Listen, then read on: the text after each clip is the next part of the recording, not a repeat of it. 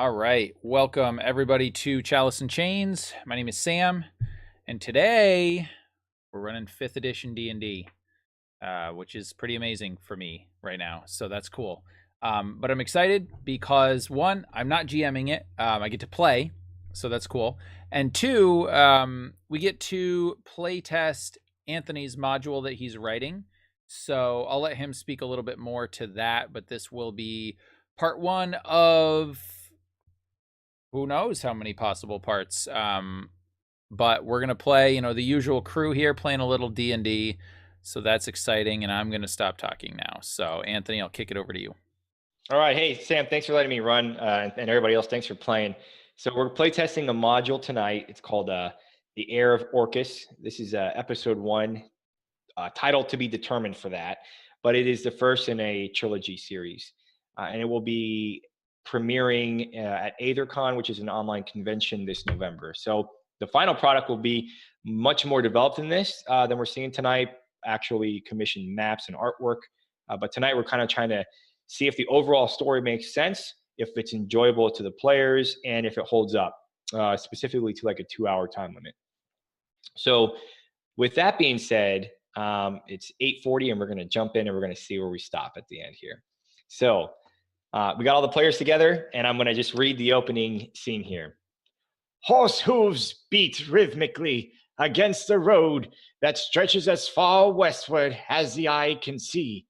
You find yourself sitting in a luxurious horse-drawn carriage trimmed with red paint, beautiful glossed woodworking, and adorned with pillowed cushions that could only have been made in the exotic land of Chult. There are others with you in the carriage, headed towards your mutual destination, Mephisto Manor. All of you have been summoned by an eccentric pair of tieflings known as the Mephisto Twins. They have invited you to an exclusive feast tonight to discuss a most lucrative opportunity. The carriage is driven by a small deformed gnome. Large warts, blisters, moles, and growths cover his hideous faces. You hear him muttering to himself as the carriage heads ever closer to your final destination. And so, with that, we're bringing you all to a map. This is the land, the Moonsea region in Faerun, where this adventure is taking place. You all are down here at this little icon. You're headed to Mephisto Manor, which is on the outskirts of Melvont. It's a semi-large city by Faerun standards. Not as large as Neverwinter or Waterdeep, but a large population, several thousand. And we're going to take this opportunity to allow the characters now to introduce themselves before we jump into more role play. And we'll start with from left to right. We got Odilon. So I think you would see sitting on the back of this carriage, like on the runner board or whatever, a young man wearing, a cap, fairly nice clothes, smoking a pipe and kind of flipping a coin just up and down over and over again, and then kind of like bringing it through his fingers. And then I would imagine I'm looking around and I'm looking for Nex. I'm looking for the Aarakocra because I imagine that a carriage ride would be highly uncomfortable if he was in the carriage, and I would find that incredibly amusing. And so I'm looking around just to see, where Nex is, and also trying to keep a good distance from Nedrick the Paladin, because I feel like he's the one that makes me feel strange. Awesome. We'll go to Everin. Yeah, Everin is this half-elf cleric. He would just be sitting there right next to Nedrick, I would believe, and he's just like with his eyes closed, just praying. And he would probably look to Nedrick and be like, "How long is this gonna take? We've been here for a long time. I'm getting really cramped." Nice. We'll do next. All right. So Nex is not on the carriage, and he's flying overhead, and he is an I can't say that word. Aarakocra. Did I say it right? Yep. Yeah, an Aarakocra, and all black feather, kind of looks like a raven with blue eyes. He's wearing black leather. No, sorry, brown leather armor. And has a very, very ornate looking bow on his back. Yeah, and he's just flying above, and every once in a while he catches Odilon trying to see him, and he just kind of looks down to him and gives him the nod every single time that he notices that he's up there. Nice. And I will say it's interesting because it is starting to rain a little bit. Like it's still kind of like a like a sun shower, but you can see off in the distance there's like clouds forming. So next, how would you respond to just getting rained on? Does this bother you at all, or not really?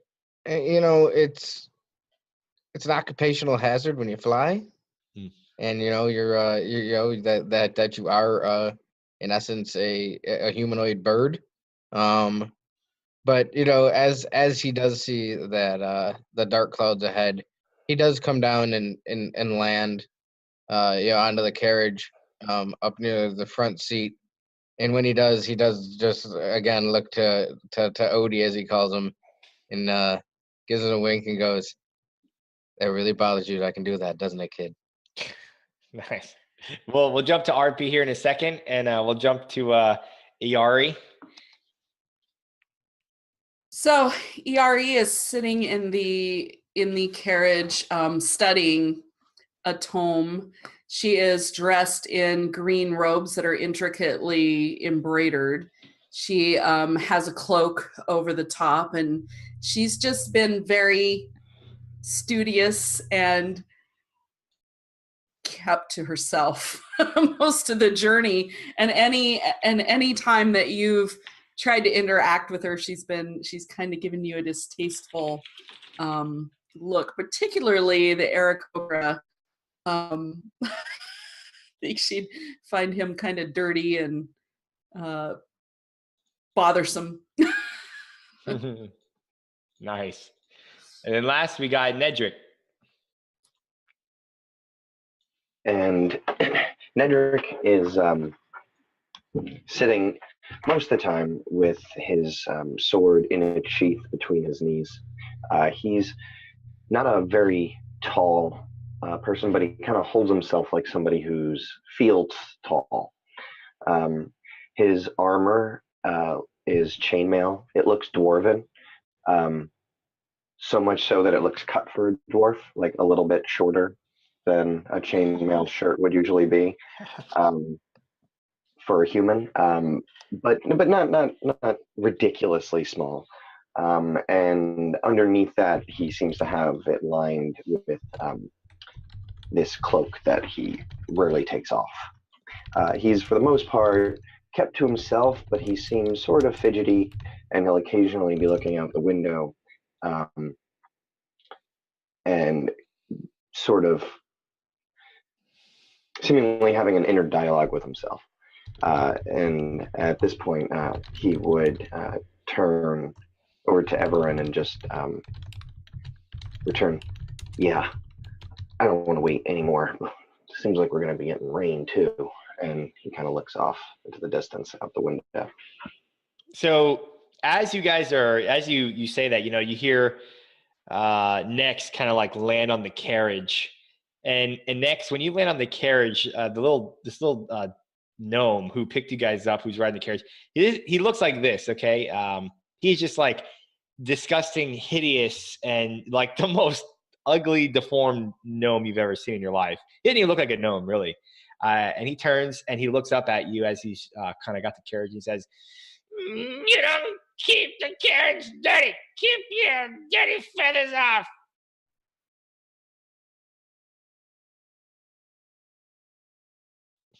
Yeah, Everand would be like, do we really have to deal with this? What was the church thinking sending us in here? These people we don't even know who just, I don't know. Yeah, I just realized I was muted. That's awesome. So yeah, so he next just kind of looks down at the not terribly smaller than him because the bird folk are not very tall. And little man, you're not fooling anybody. You introduce yourself as a gnome, but you're not. Now, I will ride on your land striding vehicle here only because I don't want to have to shake off these feathers and get you all wet. You kind of see him kind of like humph, like, Never perfect. Listen to the masters. They want him in one piece. Bring him to the masters, they say. I'll bring him there. and he's like mumbling to himself, and he just kind of like turns around and starts the carriage. And next kind of pops up a little bit. And is everybody else inside the carriage? Yes. I'm sitting on the Okay. back, but You're sitting in the back. yeah. Okay. And so is the back door open? Would you say? I don't know. I mean, Or- maybe. I figured regardless, I'd be sitting on like the runner board or whatever on the back. Yeah. Okay. Cool. And next, just kind of as we're riding, just kind of puts his arms out, which are his wings, and catches some air and just lets the air take him a little bit, and lands next to Odalin. You want to do that more than anything in the world, don't you, there, human man? And I would say, "Oi, next, listen. Yeah, that looks fun, but I'll tell you when we're sitting in the manor and your wings are all cramped. Well, I'll be hoisting back my my drink, and I bet you'll be wishing to do that. I bet you I can outdrink you there, little man. Don't you remember that the last time that we tried to drink together? It's like, well, no, I don't remember it. The fact that you Yeah, do makes me think I might have won. Me neither, buddy. And he kind of slaps you on the back. And he goes, "All right, so what's the deal with that chick in there? I don't. She hasn't said one word to any of us." What, the elf? Yeah, you know what I mean. And I hear that they're a bit strange, and that I haven't. I've only ever hunted a few of them. It's never been never had solid contact. Well, I don't know that much about Ayari, but I know she keeps to her books and she's useful, so I say, live and let live, right? Sure. So you hear a screech come out from the front of the carriage. Ugh! We're here!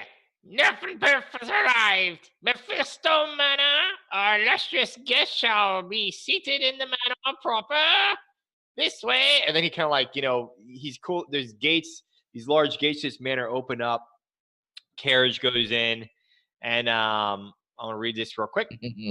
The carriage pulls up to Mephisto Manor and comes to a sudden halt. You can hear rain begin to fall while flashes of lightning dance in the distance. Nerf and Perf yammers something unintelligible and motions for you to exit the carriage as he hobbles towards the manor's entrance. He grunts as he kicks the dirt off his boots and motions for you to do the same as he holds open the front door that leads into the brightly lit manor. This way, master's inside, waiting for you. Clean your boots. No dirt inside, nothing perfect, no cleaning. And I think I would jump down immediately upon, the carriage stopping, kind of excited, looking around, and I would kick off my boots, but I would immediately be looking to see, like, okay, is this a really sort of wealthy manor? Like, what are the carpets? Are there tapestries on the walls? Are the sconces for the torches made out of gold or what? Like, I'm totally lost to kind of my companions around me as I'm just trying to take in everything. Yeah, so the structure itself, like it's a smaller for a manor. It's only one story, but when you see it, there's like no doubt to the opulence of the structure. It's has unique fixtures. So when you look at like the sconces, they're not like your practical ones. These are like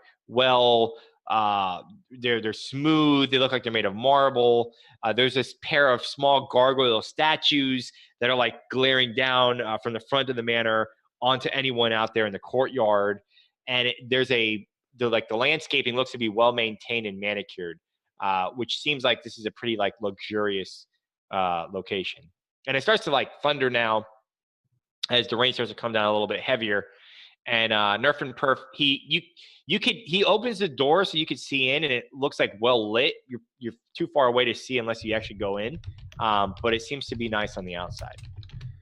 And I think I would kind of like elbow Nex a little bit, and I'd be like, "Look, place looks nice. I have a feeling we'll be getting free drinks, and they'll be good ones." Hell yeah, brother. But it's here, check out this trick I'm gonna do. And he purposely stands out in the rain a little bit longer than he needs to. And as he is given the opportunity to enter the building and Nefer from is holding the door for us, I do that like bird shake off thing that birds do, so he gets all wet. Oh, Stupid bird! Miss a floor for Nerf and Perf! and he starts to mumble like something under his breath as you. And one feather falls and lands on his big fat green nose. Oh, he grabs it and he goes, Nerf and Perf have. And he puts it in his coat. Yeah. And Nex just looks back at all that and goes, "I kill me." Be like, And Nedrick, oh, sorry. No, go ahead. Go ahead. I was just going to say, Nedrick comes in behind you and just literally just sees the whole thing, doesn't really think much of it, and looks and says, "Oh, thanks, Nerf and Durf." Yeah, your boots! Clean your boots! I already Do you clean your boots or you just walk in? Iari takes a moment to kind of collect herself in the carriage and puts her hood up and tucks her book away. And when she comes down out of the carriage, she's like erect and poised and just looks like she's done it a million times. And she kind of looks approvingly at the manor and then just confidently walks right up to the front door. Boots! Your boots! Clean your boots! And he kicks his boot Everything against the about door. me is clean. Oh, nice. He goes, Enter. Nerf and Perf like.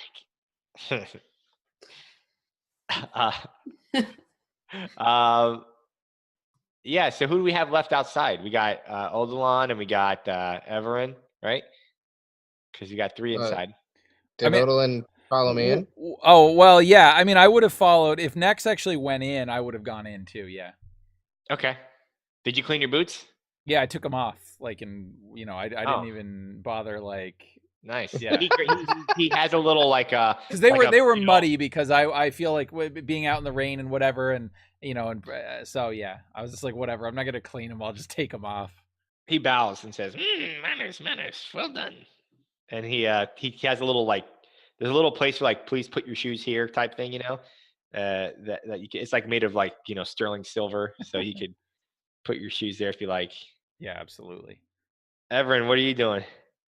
Well, he was just waiting for everybody else to get in, and he would just like put up his cloak and start like pretty much like running towards the door, and then he would be like pretty much trying to clean his feet on before he goes in, and he takes down his cloak, and all you see is like long black hair and this long black beard. This half elf guy. Nice. He would just look at him and just go forward. Like he's mad at the moment. So. All right. So then you guys enter. And I'm going to read you guys what you have here. This spacious foyer smells of sweet lavender and oils. The floor is made of the purest marble with a white hue and hints of black, which sprawl out like wild rivers. There are several large leather chairs in the middle of the room and a large hanging painting depicting a fiery battle scene which adorns the walls. Nerf and Perf, he kind of waddles in and he says, Welcome to Mephisto Manor. The masters will join you for supper shortly. I must ensure the dinner set is set properly. I shall return. Please make yourselves at home. And you see him walk, and he goes through. He opens up his doors here, and he goes through, and he kind of like shuts behind him. And he leaves you for a little bit in there. And if you need to move around, you can just left click your character and move him. Because I took the grid off just for playtest purposes. This house, the manor, as it is now, I kind of like hodgepodge put it together, but it will. So the grid stuff is just removed for right now.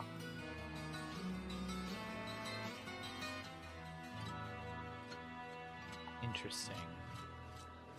So there's like, as I said, there's these large paintings on the wall that depict some type of battle scene. That are kind of interesting. This is again well laid out interior design. There is marble floor, although this is wood here. It's very nice inside. Yeah, and I would immediately be doing the same thing. Like every room I go into, I'm sort of casually casing it, just kind of looking to see like what is in here. Are there any valuables in particular? Oh yeah, there's a ton of valuables in that manor.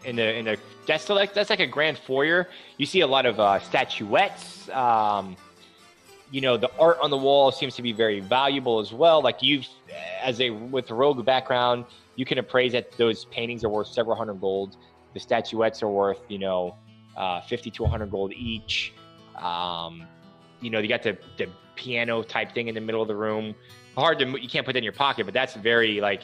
You may have never seen a piano before, only heard about them, Yeah, and I start looking at that piano, especially if that's something that might be more rare or something that only the wealthy have. Yeah. And I think back to a while ago when I acquired this special bag that seems to be able to. It seems to have no end to it, or at least I've not been able to fill it, and it seems to be able to hold things way bigger than it should. And I'm thinking in my head, I wonder if I could get that piano in that bag, but then I dismiss it, thinking probably not. And instead, I'll just be walking around. And I think at this point, if I will be looking for servants or anywhere where I might be able to get a drink. Okay, yeah. Anywhere to get a drink in this room? No. Mm-hmm. At the moment, there's not. You believe Nerf and Perf will come back, and like any good hosts, there will be drinks served, but there's nothing like in the foyer that has drinks. Now, so the room, is anybody checking any doors? So there's like a doorway here. There's a door over here. And there's a door up here by Iara. So I'm going to kind of draw real quick where the doors are. I'm going to put a little red. Let's see here. Circle maybe. I'll just put a little icon. Door, and door. I was wondering, everyone would like walk up to Adilan. It's like seeing him looking around, like he kind of figures that he's maybe looking for something or he's thinking about doing something. And he would put his like hand in his back and he would be like, "My son, if you do anything foolish, please do not get caught." and he would cast guidance on him. Oh shit! Interesting. Nice. Iari will make her way around the room looking at each of the pieces of artwork. Ooh. And kind of cataloging what she's seeing, mentally tucking it away. And then she will settle herself at piano. I don't know that she's ever actually played one before, but music is not beyond her. And she kind of sits there for a moment and experimentally touches the keys. Okay. Roll. I'll allow a perception or investigation check for the paintings. Sweet. So I go to check. Yep. And I think while she's doing that, I would respond to Everin and I would say, and I think maybe like as he casts guidance on me, I would feel something, right? And I think maybe I would know that his faith is true and that he does have some power that he's able to call on.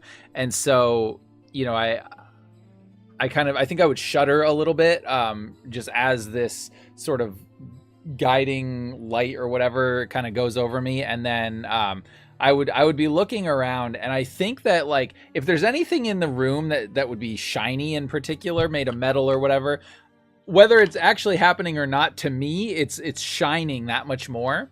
And my gaze will start to fixate on it a little bit, and I would just kind of like try to tap him on the shoulder, but I imagine I'd probably like get his forearm, and I would I'd be like, "Hey, thanks, Father. Thanks." Nice. Iari, so the paintings that you look at, they appear to have, you would call them demons and devils. That much you would know. Okay.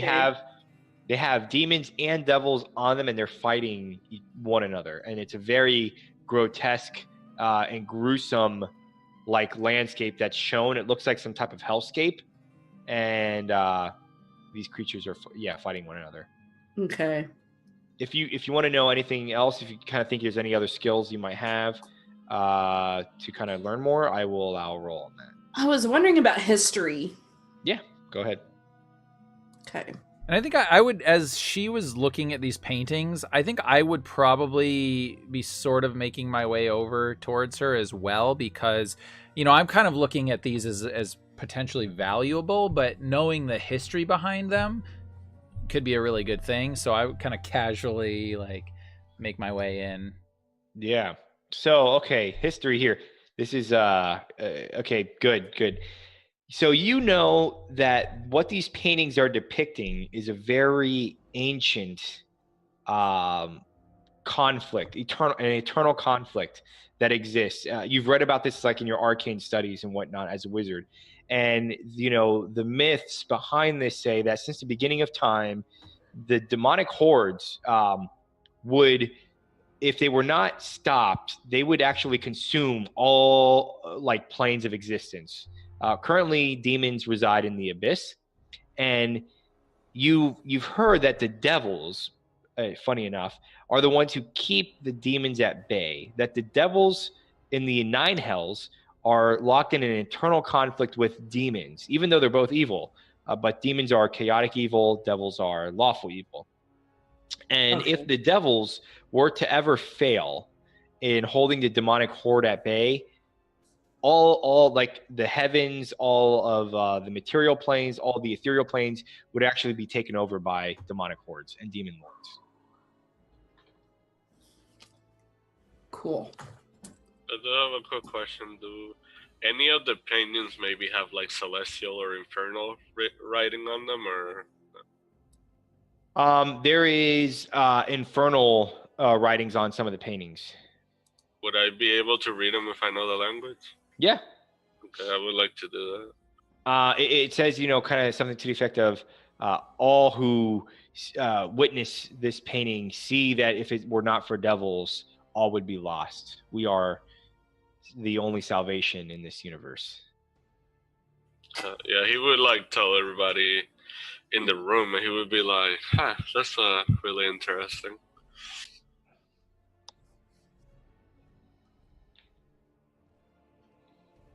And I guess I would be curious. I'd be like, so you would have mentioned that this whole thing, like you would have said, kind of what Anthony said, and then said, "Oh, that's interesting that the devils are kind of keeping everything at bay." Yeah, like he finds interested that it would say that about them since they're demons. Yeah. There seems to be like a lot going on in the paintings as well. Just a very, very detailed painting. Do the demons look like the devils look like they have the upper hand in these paintings, or? No. Interesting. Well, I would look to Everin at this point, and I think I would say, hey, it's interesting indeed, but I don't know, a manner with paintings such as these that definitely sets me on edge a little bit. Indeed. Everin, your passive perception is 15, right? Yes. Okay. So when you're looking at the paintings and you're reading the Infernal, you notice like a strange art feature in the painting, and when you look at it, you see a small gnome like brandishing a sword and a shield, fully clad in armor, and he's like leading a group of devils into battle against demons. It kind of stands out. It's kind of odd. I think he would point it out to see if anybody wants to if they can make out anything off of it. Oh yeah, I'd go check it out for sure. Yeah, I would go over and take a closer look again at that. Yeah, Nex has been kind of keeping a little bit to himself, looking around, so on and so forth, but he's been following Alari around a bunch because she just fascinates him because she won't talk to him.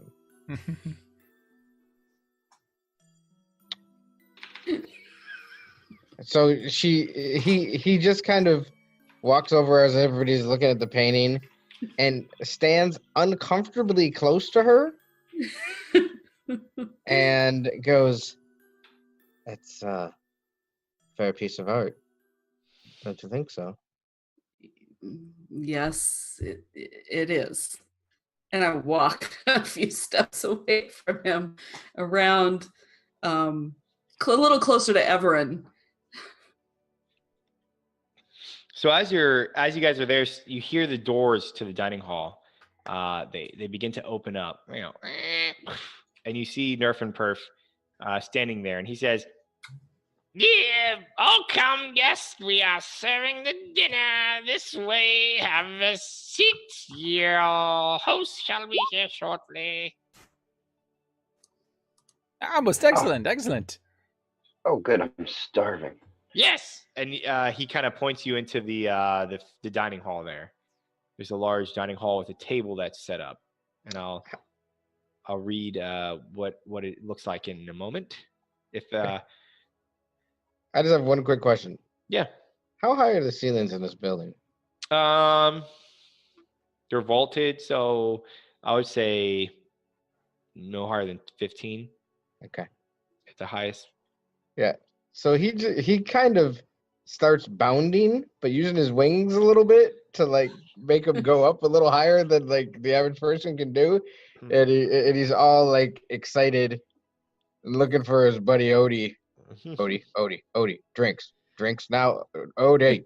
He's just like bounding like a kind of little kiddish. Is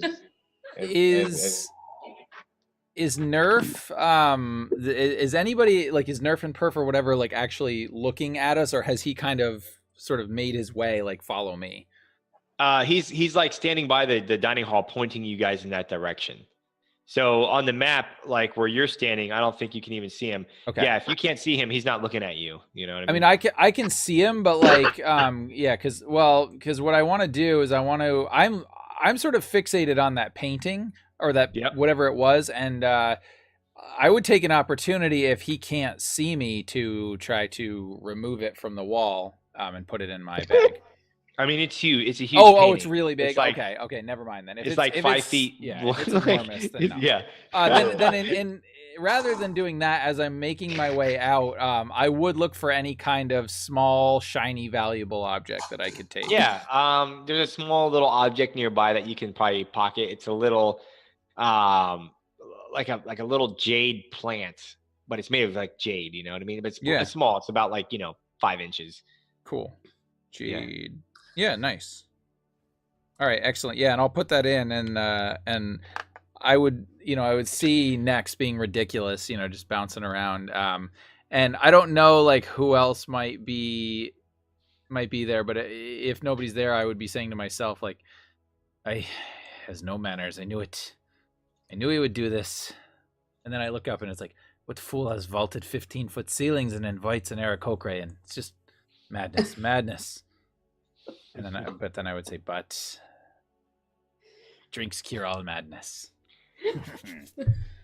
So let me read what you guys see in there. I'm just changing something up here. Okay. All right. So as you guys go into the dining hall, a large dark oak table occupies the center of this large dining hall.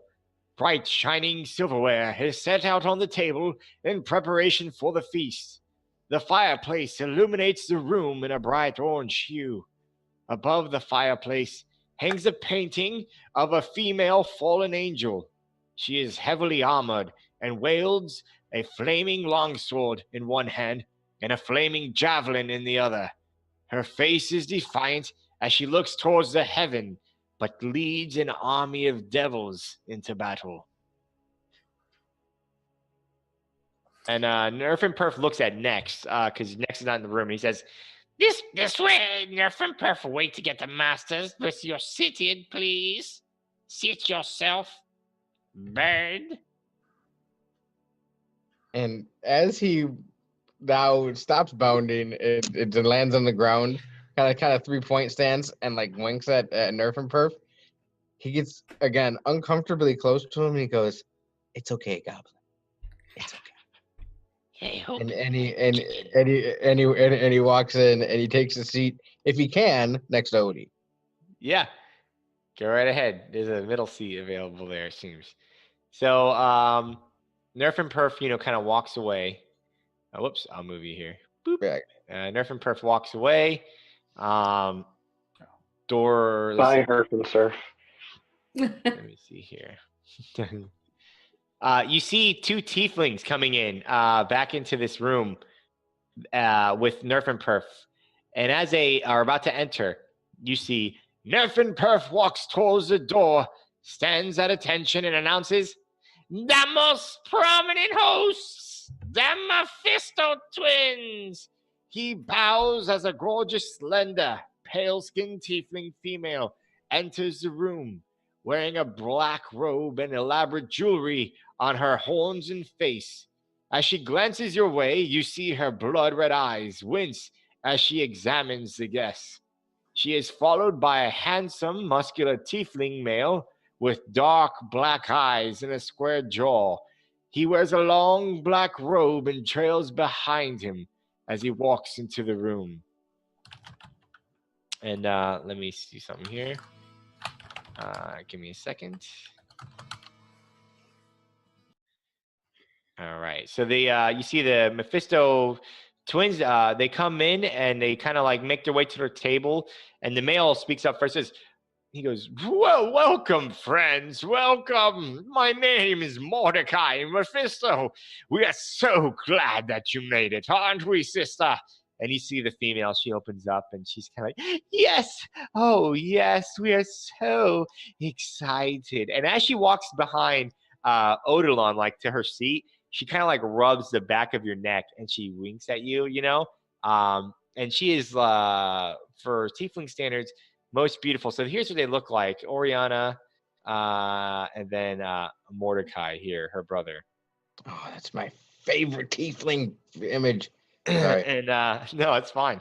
And as they kind of sit there and say, "We are so glad that you're able to join us here for this feast. Nerf and Perf, bring out the food, the wine." And he says, "Is there anything that you would request to drink or eat in particular? Dietary restrictions, the sort? What can we do for you, friends? And before we get down into business, we would like to entertain you. And Oriana speaks up and says, oh, yes, we would love that.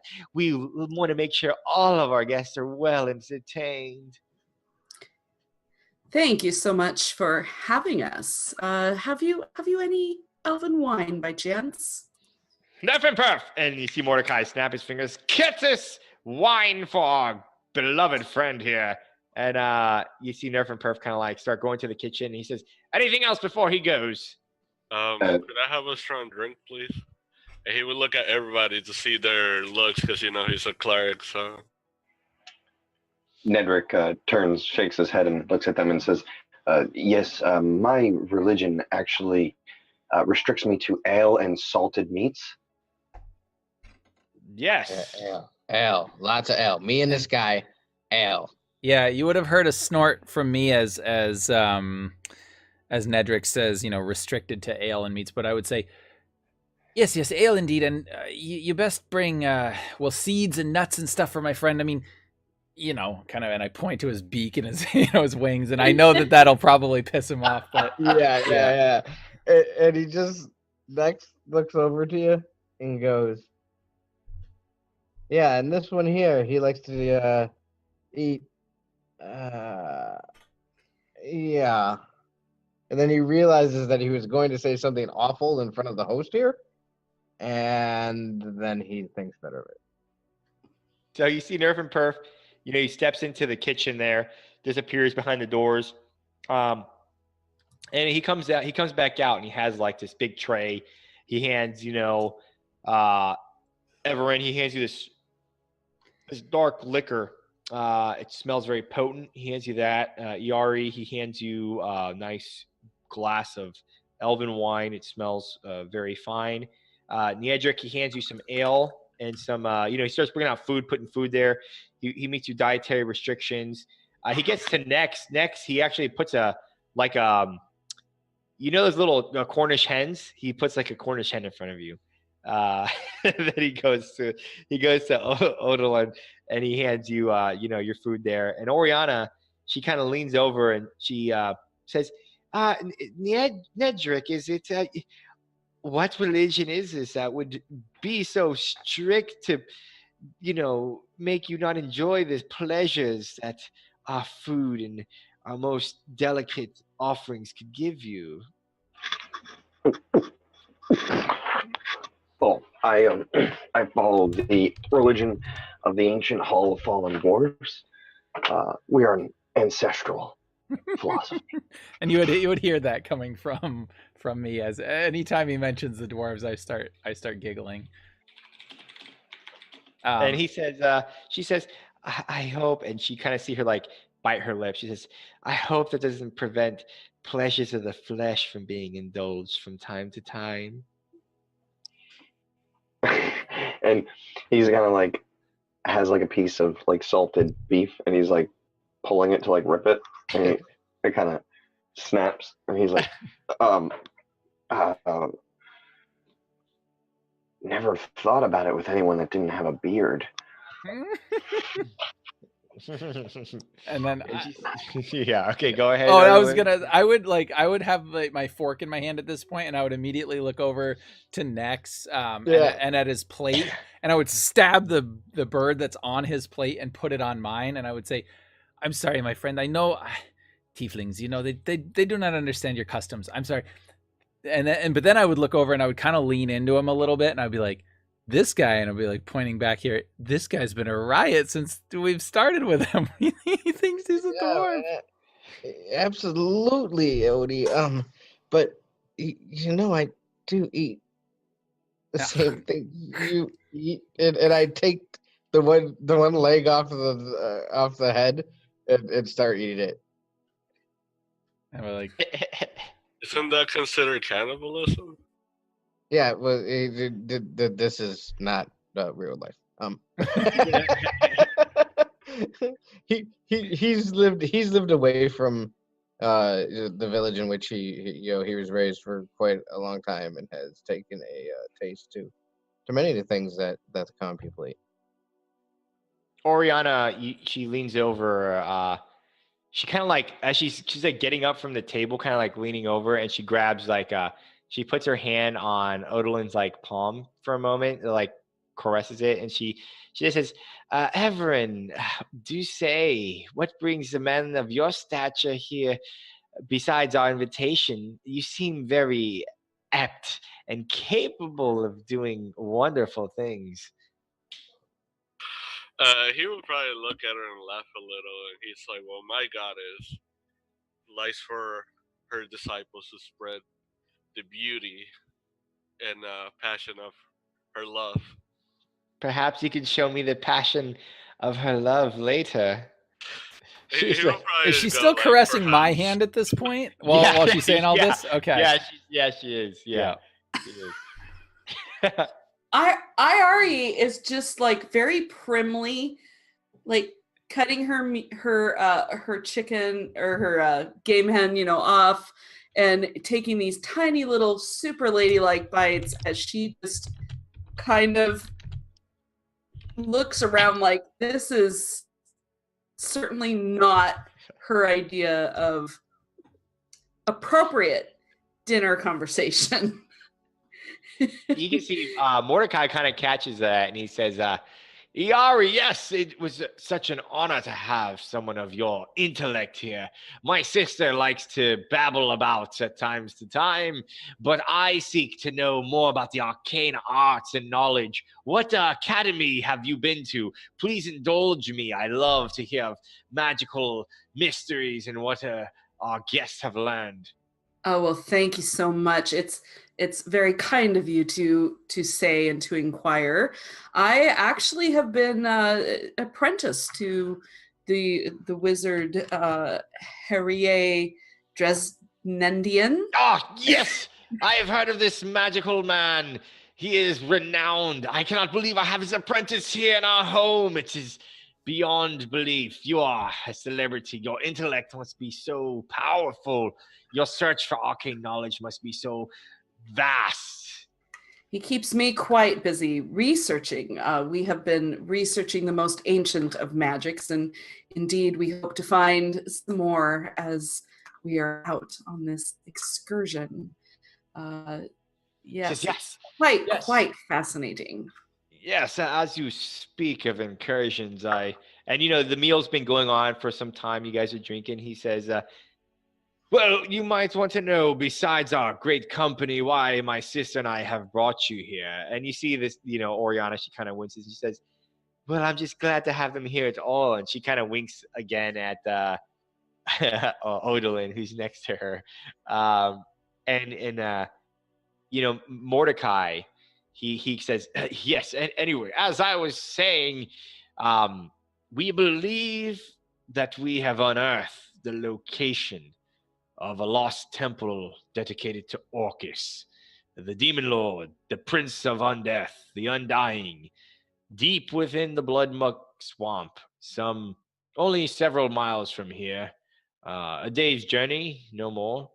And we would like to hire you. Each of you have come very well recommended for this sort of job. We would be willing to pay you 250 gold pieces each if you simply go and verify the location and the entrance of this lost temple. We believe you would have to traverse underneath the swamp, though, in a cave. Hopefully shouldn't be too hard for you, but we can provide you a map to where we believe the entrance is. If you're willing to do this, we would be much appreciative and grateful. And I'd be giggling. And he sips on a fine wine that he has.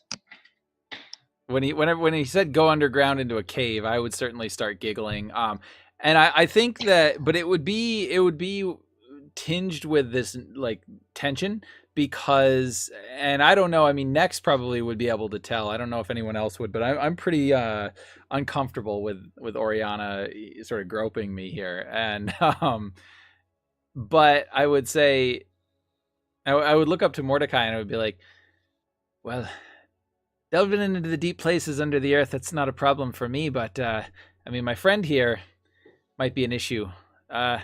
250 gold. That's great. That's generous. Thank you. But let me talk about salvage rights. We find anything valuable down there, we get to keep it? Of course, we simply want you to look and find the entrance of the temple. Please do not go and bother yourselves with entering the temple. If it is truly the temple that we believe it is, it would require those with much more experience than yourselves. You might find yourself dead. I don't know how to say this any other way, but do not be greedy, so to speak, about this endeavor. Yeah. Okay. Iari looks crestfallen at the suggestion that we not go inside this ancient temple. Oh, such a shame to seek out such a place and not be allowed to go inside. Are you certain? Hey, Yeah. my dear lady, it would be a shame to lose a brain such as yours on a quest spurned by greed. If you simply go there and find this temple, then I assure you we will take whatever measures necessary to open up this temple. And perhaps at that time we will hire you again to actually delve into it. But it requires a certain expertise in archaeology to ensure nothing is disturbed. You know, academic, of course. Of course. You can understand my interest, however. Of course, fellow intellect as yourself, I truly understand it. And you see Oriana, she kind of like, she kind of winces a little bit and smiles. She's looking at Everin and she's kind of like, she pulls out a little dagger and she kind of like slices her thumb a little bit and she kind of like starts to suck on it in front of to Everin there. Nedrick has been kind of like washing down a big hunk of salted meat, and he gets it down and did you say orc? Orc. Are there orcs? Oh no. And he kind of looks at you kind of like odd, like why the hell would you care about orcs? And he says, it's simply underground that we would request that you go. It's a cave system that has been semi-explored, but we believe the temple is down there. We cannot be sure. That's why we require your assistance. So he heard Orcus, and he has a thing with orcs. So he thought maybe you said orcs, and he got a little bit excited just to clarify that. So then, Yeah, that's pretty funny actually. he kind of like puts his mug down a little bit hard, and it splashes like, oh, got me excited for a second. Okay, sure, find the tunnel. I could do that. And he kind of like jingles his coin purse, realizing that it's light, and that another 250 will keep him going on his quest. Nice. So Everin would look at Mordecai and he would tell him in Inferno, like, I'm not trying to be rude, but do the paintings out there have anything to do with this place you're having us look for? He looks at you and says, ugh. He responds back in Infernal, what do you mean exactly? He would pretty much, like, the words that he read in the painting, he would recite them back to him. Just give him a look to see his reaction. Oh, okay, yeah. On the language and he slams his Mordecai kind of like slams his fist on the table, kind of catching everybody by surprise because you don't really know what he's talking about. And he begins to talk in common so everybody hears him. He says, your friend here has asked if there's any truth that the devils keep all of existence from being devoured by demonic hordes. Well, of course they do. It is the devils themselves in the 9 hells that keep all others safe. The celestials, the gods, all of them do nothing in this eternal struggle. It is the devils who sacrifice to ensure that mankind and mortality can exist. What kind of question is this? he was pretty much just trying to find out like if the paintings have anything to do with the place that we're going for, pretty much.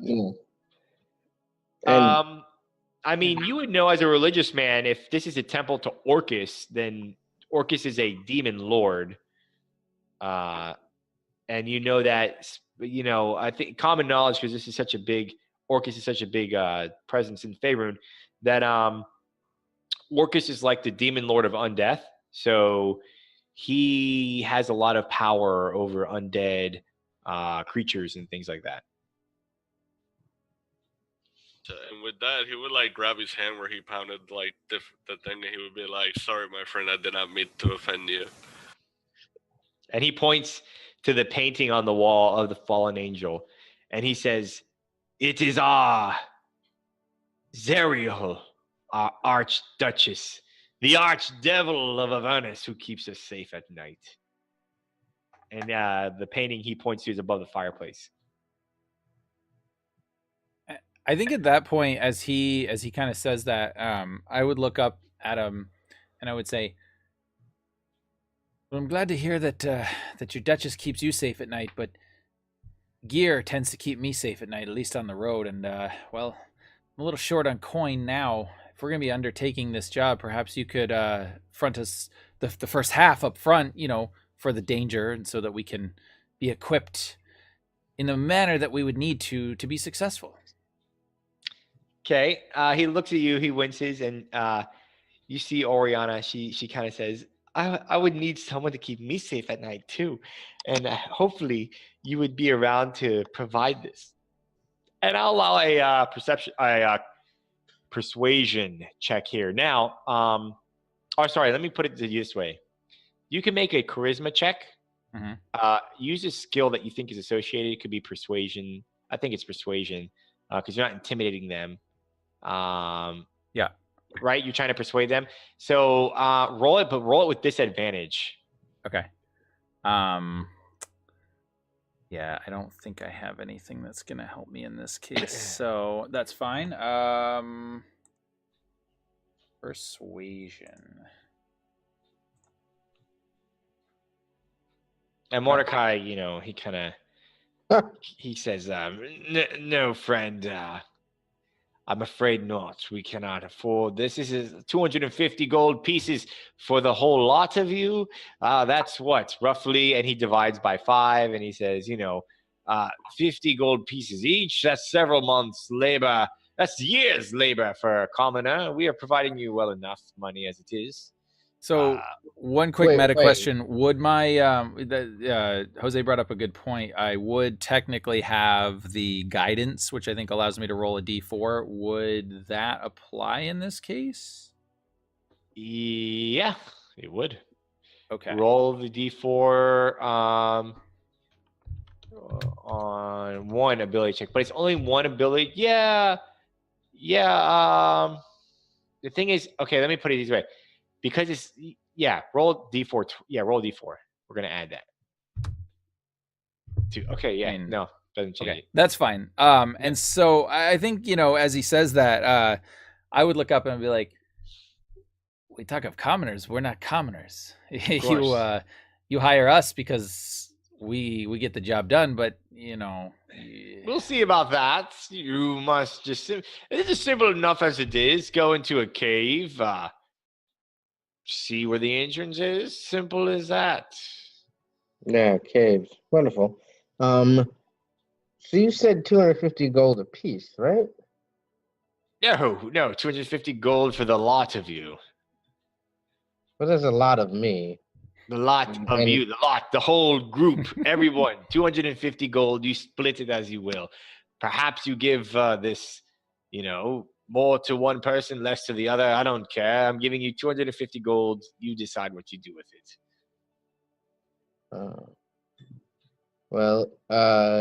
What other information do you have about where we're going? Roll a charisma check. Yeah, terrible. You can do persuasion. Or I'll allow persuasion to try to convince him to give you more information, or insight. Insight would be to see if he has more information, but he's not giving it to you. Yeah, I'd like to do that, please. Okay. He seems like the insight seems like he's giving you, but I'll allow you ask the question, so I will allow a persuasion roll as well. Okay. And everybody else can make insight in here if they want to, because he's responding. So you could all kind of like see what Mordecai, how his demeanor is. Everin, he has more information he's not telling you. Next. Okay, good persuasion. So you asked him if there's more information. What was the exact question you asked? Yeah, what he was really asking is, like, on the road, on the way there, where are we going? You know what I mean? I'll give you this map right here. So it tells you, depicts the landscape. You cannot miss it. And is there anything to look out for in the cave system? And he says, hey, I mean, there's a young black dragon you have to watch by, but other than that, there's nothing there that we believe. Wait, sir. Sorry, I don't mean to intrude and be rude, but did you just say young black dragon? There's a we believe this is rumors. There's some rumors going about that there might be a black dragon who's taken up a lair in the cave network, but we don't believe this to be an issue. So do not worry about this. Simply head to the cave and you should be good. Have you ever encountered a dragon before, sir? I'd be like, next, don't worry, it's gonna be fine. And like you could tell as soon as he said black dragon, I got excited, and I think everyone else was like, yeah. And I kind of would lean in and be like, look, there's probably not a black dragon there, but even if there is, that means there's a dragon's horde there. We could be rich. It also could be melted, because if it's a black dragon, that means that it's going to melt up. Certainly be dead. Well, yeah, I mean, that's a risk, but if you don't go in front, let one of the big guys, let the dwarf guy go in front. And he'll get melted. Mordecai. Eddie giggles.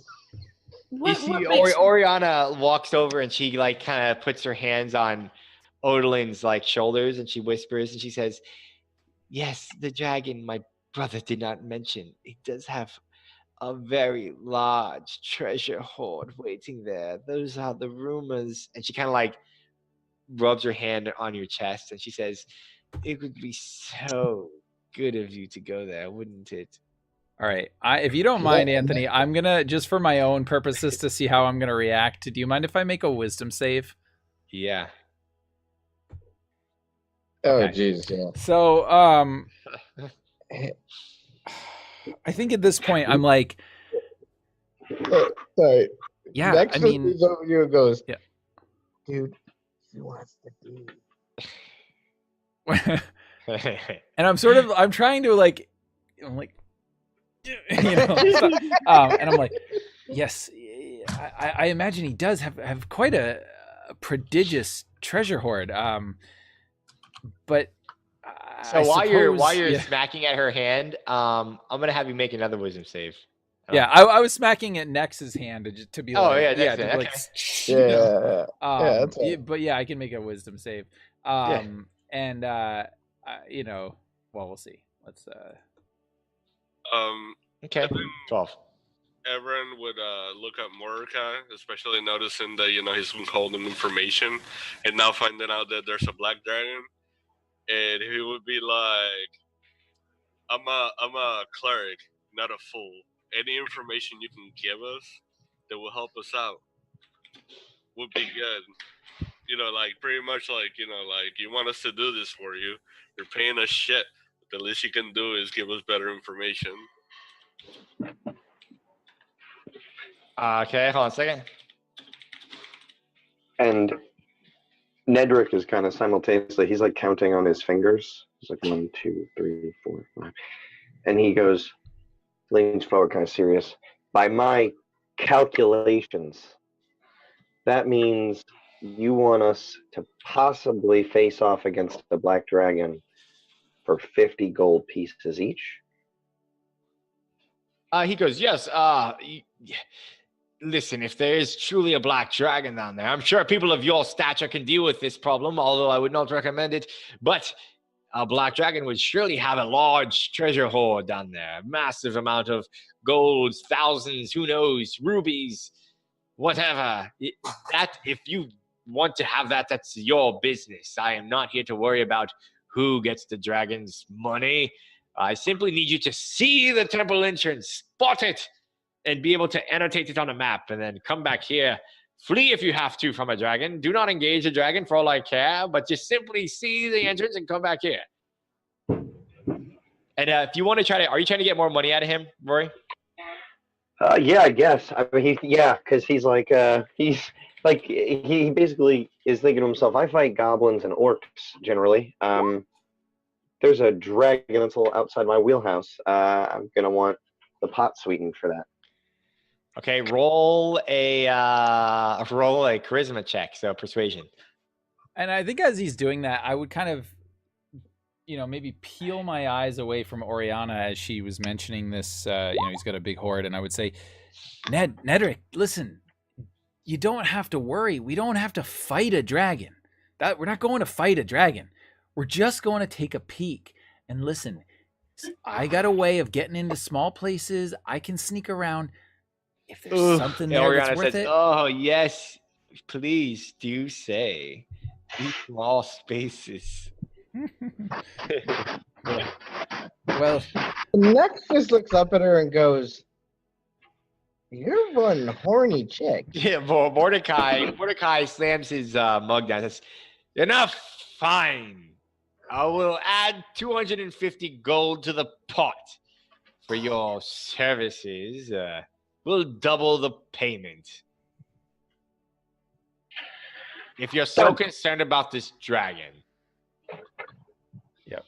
Did you say done, Rory?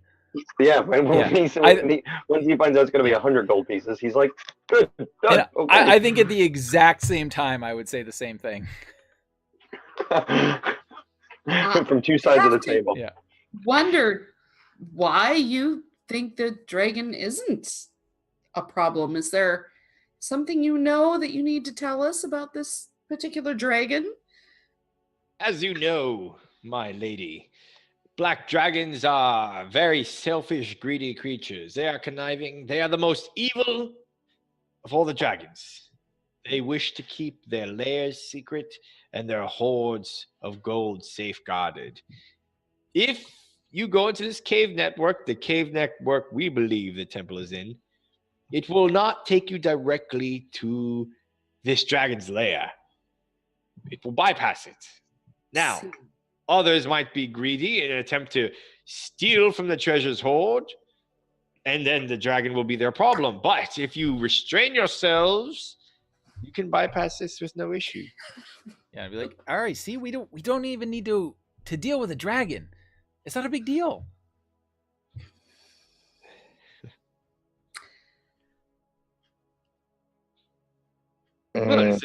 What else was there that you'd like? If not, we can begin some less. He goes and says, let's see what he says. You're all boom, boom, boom, boom. I'm just looking at here.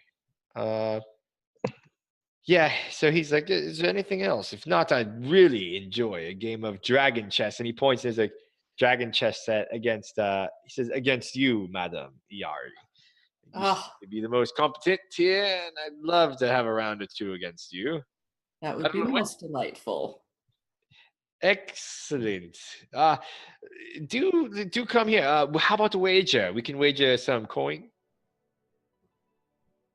Why not? 50 gold from the contract.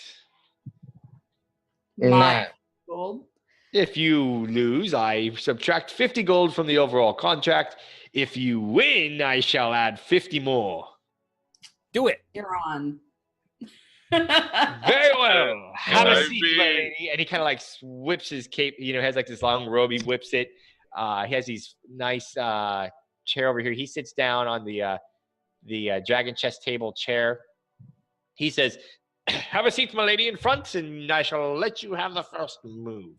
Nerf and Perf, clean off the cushion. And Nerf and Perf walks over and cleans the cushion off. And Nods her head. yeah. Nerf So- and burn. I'm gonna move you to the chess set right there. Boop. And so this is simple. This is very simple rules. You can make an intelligence check Okay. and use an intelligence skill that you think is appropriate. If you kind of want to, it'll be a straight up intelligence check unless you think there's like you want to cheat. I might say, okay, you can do deception or something like that. Cheating is beneath me. Perfect. Um. And it'll be the best of 3. Oh, here it is. Oh, nice. I like Everin. Everin, inspiration for you, my friend. Okay. Oh, nice. 9. Do you want to use? Do you want to use your guidance on that? Yeah. How do I roll an additional? You could click the little dice icon on the left-hand side. That's probably the easiest. Oh, right. And then Intelligence. D4, Let's 1, see here. D4. Okay. Did it? Oh, there it is. Everin, I want you to roll sleight of hand, just to see how obvious you are or aren't. Okay. Yeah. He sees you. You see Mordecai smirk as you touch her, and he, Iari moves her piece, and they're kind of like playing the first opening rounds, and Mordecai is setting up positions, and then he like takes some of your pawns from you, and he kind of smiles. He says, "I'm so sorry to do this, Iari, but I am an expert chess player." So it's the best to 3. I lied. Best of 5, so best of 3. So he says, "After you, my lady," and you can make your check again. Okay. Down here. So how is this dice showing? Like, why are there 2 numbers? Why do I keep Because getting it's the rolling. same- What I have it do is it's auto rolling advantage. Oh, What it means is you're always doing the first number, like the 7. If I say you Okay. have advantage, then I'll look at both. Or if I say you have disadvantage, I'll look at both. It's just an easier way. I got it. Yeah. So why did it? I don't understand. Why did it add 4 time if I already used the? Well, no, your 4 is your modifier, right? It's Yeah, your 4 is your intelligence modifier. and your proficiency if you have it. So Yep. it's saying you have a 4 intelligence modifier. So your Yep. roll would have been a 3, and then it added 4. If you hover your Okay. mouse over the number, the first number, it shows you how Yeah. the dice rolled. The dice. Do you have persistency in Dragon Chess? If you do, you'd add your proficiency bonus. No, I don't. Mordecai laughs as he takes like one of your knights. It's such a shame, my lady, to be so forceful with you. But I shall let you have the last move. And he's kind of like confident here as he's about to take your queen, you think. Or so your king. Oh man. And are you adding 2 to each of the? Like, how does guidance work on each of them? Guidance only works on 1 roll. So Yeah. Everin has not been touching her since. Gotcha. You're able to, how do you take his piece? Tell me. What do you take?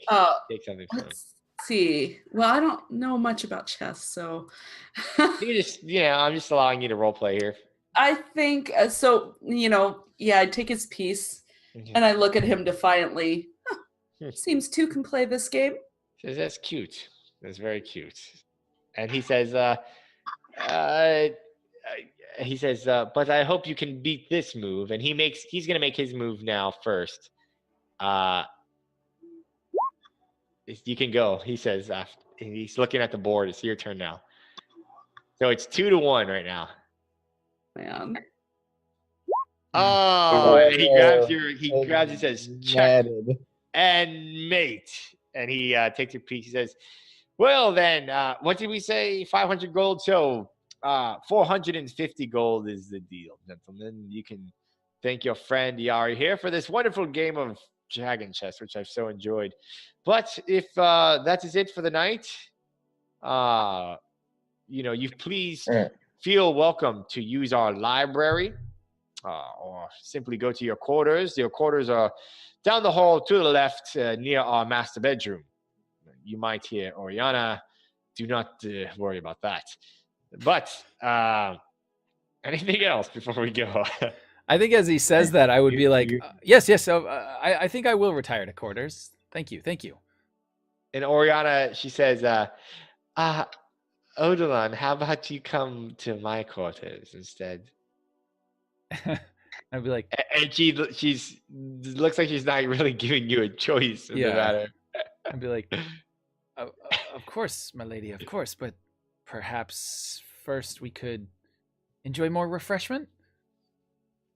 And she says, she kind of thinks a little, and she says, when the others decide to bed down for the night, you shall come to my quarters. Yeah, absolutely. Very good. That is, I will see you then. Right, And they begin to walk away, and they say, Nerf and Perf, make sure our guests are taken to their quarters. Make sure they have access to the library. We shall see them in the morning if they wish. And they head off and they say, thank you for your joining us here and accepting our offer. You are most generous. And they begin to walk away. Iari scrutinizes Odilon for a moment. Is she getting the idea he is perfectly happy with his arrangements? Or is he not too pleased? That sounds like insight to me. I think, yeah, that might be a thing. You want me to roll insight against you? Oh, I mean, I'll tell you. I don't know. I was waiting to see if Anthony wants me to just sort of tell you, or no. I would say that. Let me see here. He would. Let me type something to Sam.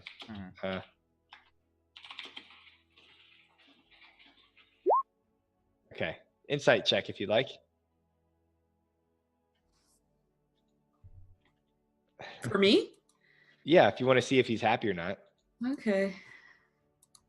This is not going to go well. My insight's not very good. Pretty good. Yeah. So I think sort of as you asked that question, I would kind of look and I would flash you this smile, and I would be like, I don't know about you, Ayari. And it looks a little bit forced, but it's like, I should be able to tell now if the rumors are true. You've heard them, right? Whether tieflings have tails? I'll be able to find out. But like you can tell that, so it's like I look sort of excited, but at the same time, it's sort of like I'm a little nervous about this arrangement. I've heard they're barbed tails. I guess whatever, floats your flotilla. Like, but listen, hey, this is, I imagine that wine, that elven wine was excellent. Why don't we take a moment, have a drink? Let's we haven't been able to talk since we got here. Make use of that library he mentioned, and maybe we should talk about our game plan. Yes. Library's open now, and the guest quarters are available. I shall be in the kitchen. Knock twice if you need me. If not, I shall not deliver any more food. Nerf. Wait. What? We don't need food, What? but I need more drink. Yes, of course. Yeah. One moment. And he goes in and he brings out a big ass cart of like just a bunch of different liquors and wines, and he drops it there and he says, "Good night." Good night, He walks Surf and back into Turf. the kitchen. Nice. So I pour myself another glass of wine and make myself comfortable in the library. Yep. Okay. And I fully intend to drink as much as I possibly can. Yeah. Odilon, I would you join him. very And, confident in your ability to keep us out of trouble with this black dragon. Are you as confident? Have you had experience? With black dragons? No, of course not. People don't have experience with black dragons, but listen, I got experience not facing black dragons. I will tell you that. Okay. He's like, look, bottom line, this guy's paying us some money. I'm excited about that, but I think I there's an opportunity here. I happen to be very good at what I do. I do worry a little bit about Nex. I don't think going underground is the best thing for him, but we'll cross that bridge when we get to it. Yeah. Did Nex join us? Are you guys? Where are you going? Are you in the library, or are you just in the feast hall still? Well, if I could take the cart of booze with me to the library, I certainly would. Yeah, you absolutely all right. can. You can move to the library. The library is on the east half of the corridor there. Yep. All right. I'll go. Yeah, imagine this conversation is happening as we're like pushing the cart down the hallway like towards the library. Nice. Okay, let me read the library here. Library. Yeah. Okay. Take place at the desk. So when you walk into the library, a blood-red carpet lines the floors, flanked by towering bookshelves on the walls of this unique library. Ancient tomes and scrolls found only in the most exclusive libraries in Faerun appear here. There are 3 glass display cases here in the library. An arcane scroll with a wax seal bearing the seal of Asmodeus sits atop a black cushion in each case. Oh, well. Okay. Well, we all know then Ari's not sitting at the desk. She's looking at the stuff in the cases. Okay. Absolutely fascinated. Let's see here. Okay, let me give a few things here. Everett, are you in the library with them, or are you staying in the hall? Everyone's going wherever the drinks are at. Okay. Let's see here. You start looking at all the books and everything, Iari? Yes. Okay. So you find 4 really opulent books that stick out to you. Here's what you find.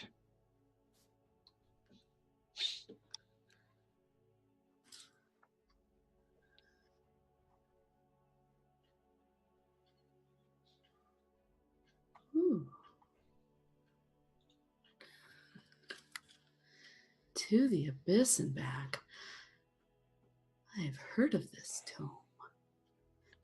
You want to know more about that? I'm just like, she's musing as she looks. Give me a second. Yeah. Oh, holy cow. All right. So yes. Yeah, she'd like to know more about all of them, really, but the Abyss and Back is the first one that really catches her attention. Perfect. Okay. I'm going to read kind of this real quick. Does she read Celestial? Oh, that's good. Yeah. Do you read Celestial? It's in Celestial. I do. Let me look again at my Does anybody here? languages. If she don't, I would grab the book from her. Oh, you know what? No, I don't. You read Celestial, Everin? Celestial and Infernal. You gotta Nice. know your people Okay. and your enemies, man. Come on. Nice. There we go. All right. Are you grabbing the book from her? Yes. Okay. Yeah. I'm going to read this here. 104 years ago, the Knights of Holy Judgment, holy warriors in the service of Tyr, sent a group of their greatest knights into the Bloodmuck Swamp.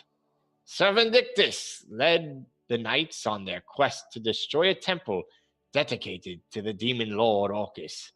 The knights stormed heroically into the depths of the temple of Orcus to put an end to his presence in Thar once and for all. The knights were successful in eliminating the cult of Orcus here in Thar, but strangely, none of the knights were ever heard from again, and the entrance to the temple has long been forgotten. It is rumored that over the last century, the archdevil Zeriel, ruler of Avernus, sends her servants in search of this lost temple. There are rumors that a portal into the abyss itself can be located in the heart of this lost temple.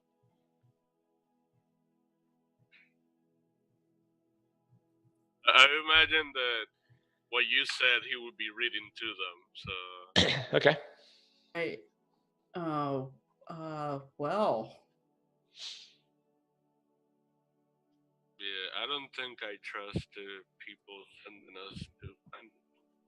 Ooh, Everin. Okay, also for you, since your passive perception's 15, you hear faint screaming. Like, "Help!" But like very faint, very faint. So probably like, who? Yeah, he would call Udalin to him, and he would probably grab his bag, open it, and drop the book in there. And then he would tell everybody, I hear somebody, and I would try to search for this.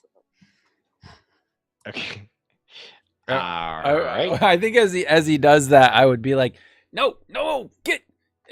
Listen, we've talked about this. You don't touch my stuff. Now, what?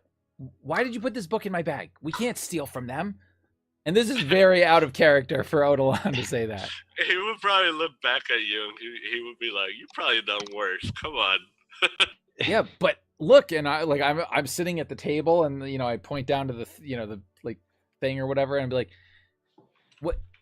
And would you have mentioned that you heard? You said you heard screaming somewhere. We should go look for it. He would drop Like, the book and then just go like after the swallow. He'd be like, "Shh, I hear somebody," and he would say somebody's screaming. I'd be like, you can go towards the screaming if you want, but I generally find it you stay alive longer if you don't. So yeah, you hear the scream coming again from like this area. It's kind of like behind the bookshelf, Everin. If you hear it, you're like, Nice.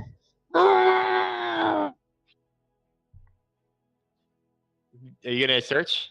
Yeah, that and I would search and see if anybody would notice me trying to search for like a passage or something, see if they do anything. Yeah. So while you're looking at you just can't help but notice that there's like a book out of place that's like sticking out from the bookshelf, kind of where you're hearing the screams come from. He would pull it and see what happened. Okay, and then the bookshelf kind of like opens up, and there's a like a ladder that leads down. You hear, "Help me!" And I think as this secret sort of passage opened up, I would be like sort of looking at my drink and looking over, like trying to not be curious about this. And then I think maybe even just beyond my control, I stand up, drink in hand, and I kind of just start walking over to Everin, and I'd be like, so you going down in there? I am, and if you're afraid of getting in trouble, you don't have to come with me. It's No. It's fine. I mean, let's go see what's down there, right? I mean, how bad could it be? all right. And he would look back and just like anybody else.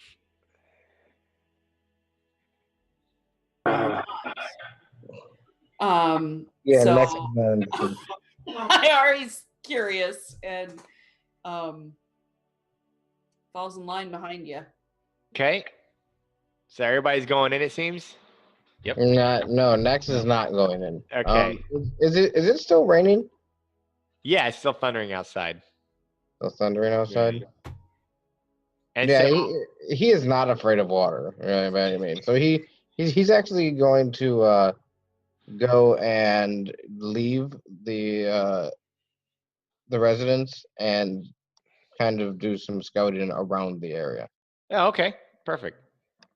So let's see here.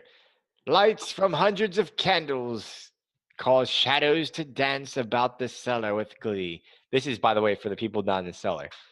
The shadow pauses when you enter and begin to dance once more as a restrained, dashing young knight in gleaming armor calls out to you in your direction. Who's there? Free me now! There are devils about! Beside the young knight is a restrained female half-orc. Both of the knights are tied in the center of the room, sitting atop a ceremonial pentagram etched into the floor. The knights' weapons are hanging from weapon racks on the wall. So they're kind of on that pentagram there. Please, free us! And you see, I'm going to show you pictures of these guys. You see this guy here, and you see this female. And next, as you fly around, there's really nothing outside. It looks like a normal manor. There's a doorway to the front that you came in, and there's a door in the back by the kitchen. or Nerf and Perf would be. But there's no other doors into the building. All right. What about windows? Yep, there's windows kind of like in the library, the dining hall, the kitchen, the guest quarters, and there's 2 windows where like the master bedroom is.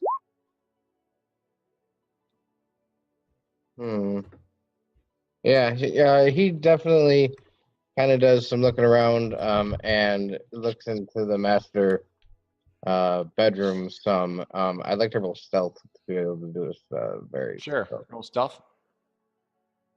Yeah, let's get that up. Give me 1 second. Where did the character sheet go? There it is. Stealth.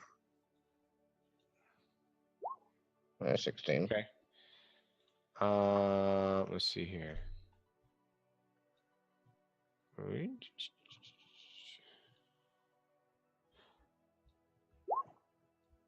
As you fly around, you notice like you're able to still see in the room. You see like Oriana sleeping in her bed, and you see Mordecai writing on a desk, like he's writing something, and he looks up at you, and his eyes catch your eyes, and he kind of sees you, and he just gruffs, and he goes back to writing. Yeah. But my boy's girlfriend has fallen asleep. Yeah, she's on the bed. Well, she's not asleep. She's laying in the bed. You're laying in bed? Okay. She's wearing like some type of lingerie. Yeah. He kind of flies up to the top of the building and just looks around for a while. Okay. So I'll say you're on the top of the building. The others, everybody else in the basement. You see the 2 knights tied up. Please let us go. And the female says, by Tia's honor, let us go. Yeah. Go ahead. Hendrick's first response is just going to be quick. He just instinctually seeing the orcish features of the female paladin, his hand falls to his hilt. He doesn't pull his sword or anything like that, but that's his immediate reaction. He sort of snarls at her. Ooh, okay, yeah, I like that. Inspiration for you. Why are you here? The guy, Sir Titus, he says, my name is Sir Titus. I am a knight of holy judgment in the service of Tyr. We were looking for a lost temple to the demon lord Orcus that one of our elders, Sir Vindictus, was lost in an expedition 100 years ago and more. We've been searching ever since, and I believe we've found the location of the temple, but when I have become mapping it, we were that close. We were captured by those in this very house in which you are. And how would they appear? These are devils. These are devils. You must let me out now. I must slay them. Can I tell if they're lying or if he's lying? Roll insight. Be like, what? Well, actually, the first thing I'll do is I'll start again, going around seeing that if there's anything valuable, because you said they're restrained, right? Like Yeah, they're not wearing armor or anything, so all their weapons and armor and everything. They have their they have like their armor and they their weapons on a weapon rack. Yeah, nearby. okay. They appear to be telling the truth, Everin and Nedrick. I should say, like, you don't know, like they seem like they're telling you that, and you don't know one way or the other. It's probably a better way to put it. You don't know one way or the other. So since there's like a pentagram in the floor, is there any books or anything nearby maybe showing what type of thing was going on here? There is a like little table over here. Has like a little a book. I would like to check that out. Yeah. If you I'd be checking out stuff as well, yeah, wherever. Yeah, the book is written in Infernal, and it looks like it's some type of sacrifice ritual.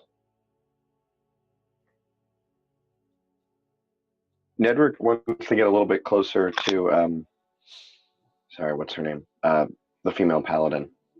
Hey, next I'm gonna move you in here just to see what they're seeing, but you're not there. Sir Gertz. Yeah. Say that again, Nedrick. Nedrick's just gonna kind of approach her a little bit, and just kind of say, like, what manner of creature are you? I am a half-orc in the service of our Lord Tyr. May judgment and righteousness be upon us this day. Please, sir, you seem a knight yourself in the service of a higher calling. You can free us. We can leave this place and we can set what has been wrong right once again. Say why they're imprisoning you. This is to Sir Titus. They want to find the temple themselves. They don't want us to go in there. Very curious. They hired us to go in search of this temple, and yet they've stopped you from continuing your pursuit of it? Yes, if our knights find this temple, we will desecrate that place. We will destroy everything inside and find out what occurred. And then I would speak up at that point, kind of from over across the room, and I'd be like, Ari, pay it no mind. Of course. This all makes sense. I mean, this temple is on their land. These are nobles. You can see they must own land. They're hiring us, but these they seem like trespassers. This seems like they're exactly what you would do if you were a noble in these parts, wouldn't you? I mean, you make a good point. Not to mention the fact that the suspicions that Everon alluded to earlier, it could be very disastrous for someone to just go in and destroy this place. We don't know what the consequences may be. That is foolish. Any demon must be destroyed. Any haven they have must not have a safe harbor. If the demons are let loose, it could be, legend says it could be quite disastrous for everyone. And the devils are supposed to be keeping them in check. Are you not aware of these legends? Of course. You speak of silly rumors and lies that were spread to make us believe that the devils actually contribute to our order. But there is no greater justice and order than Tyr's might. Iari, listen. There's no greater benefit to a temple than gold. They seek the treasure beneath this place. I mean, clearly they've come here. They're looking to rob our hosts. Let's pay them no mind. I don't see them being of very much value to us. I don't feel good about it, but I have to agree with you. I see no good coming from our releasing you. And I turn away and make my way back up the ladder to go back to the books. Okay, you're going back to the books? Just reading them? Okay. I'm going to go back to the one I can actually read. Okay.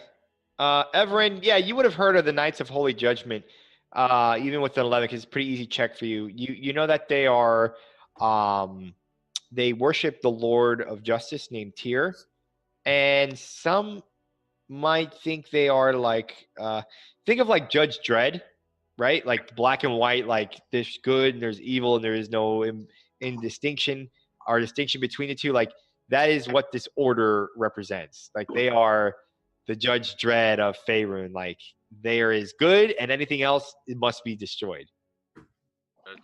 I think before I decide if I want to help them out or not, I want to read that ritual book and find out what they were doing to them. Yeah, it looks like they were going to sacrifice them to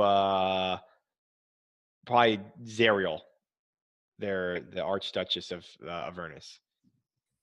Sounds lovely.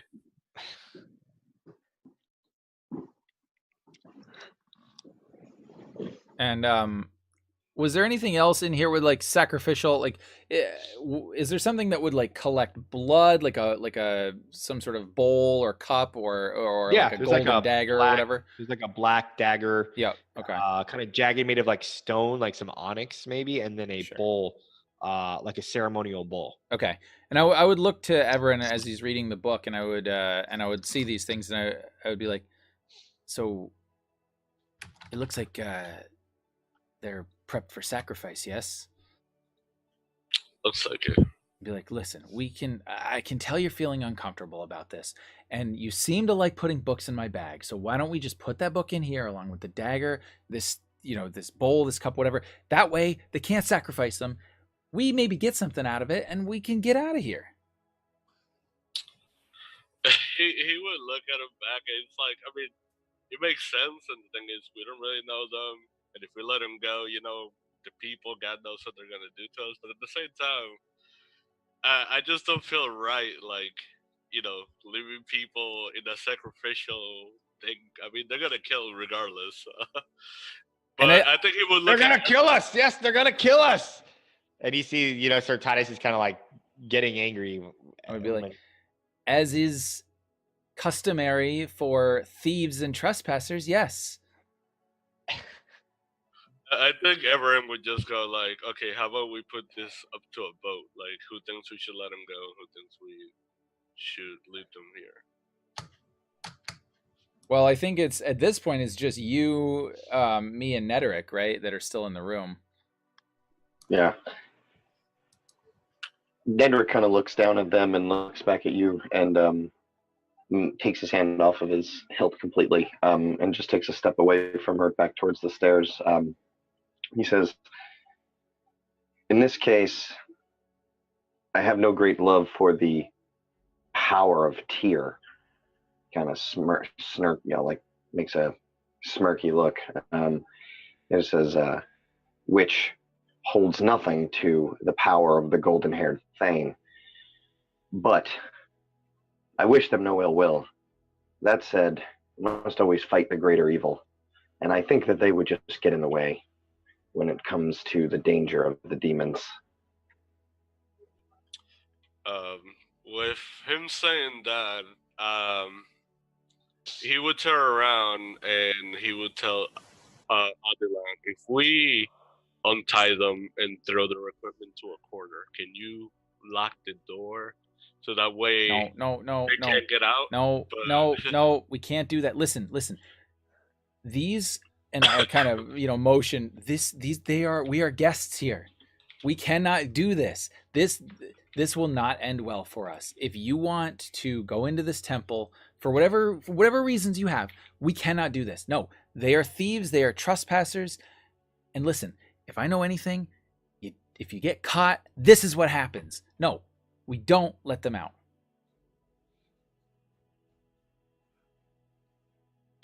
And while you guys are there, you hear someone coming down the ladder.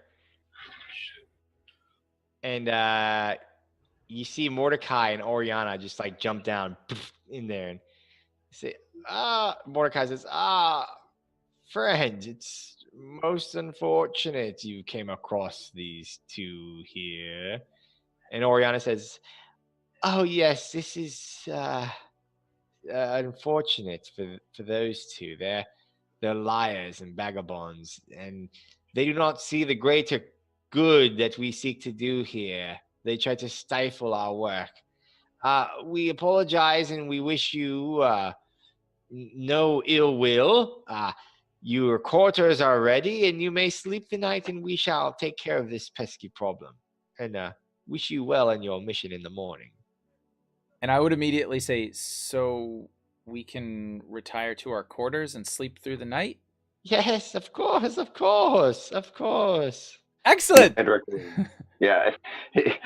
will nod and just kind of walk past them and start up the ladder. He's basically leaving this situation behind. I would too, quickly. Everett is gonna do a quick prayer for them, and he's gonna go like, "May soon have mercy on your soul." And sorry. By the way, I would have put the bowl and the dagger in my bag. So I don't know if you want to do anything with that, but no, yeah, that's fine. Okay. That's fine. They wouldn't mind or anything like that. Okay. So anybody else leaving the basement there? Well, I'd already left.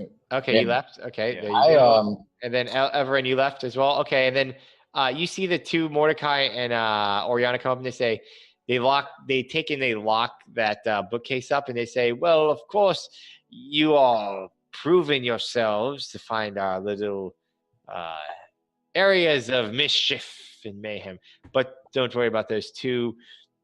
We wish you well in the morning. And Oriana says, you there, Odalin, come with me. And Mordecai says, No. the rest of you, we shall see you in the morning. Mordecai, so- Yes. do you Yes. mind if I retire with this book to study tonight? Of course, you may And take all the books in the library you need for your research. Fabulous.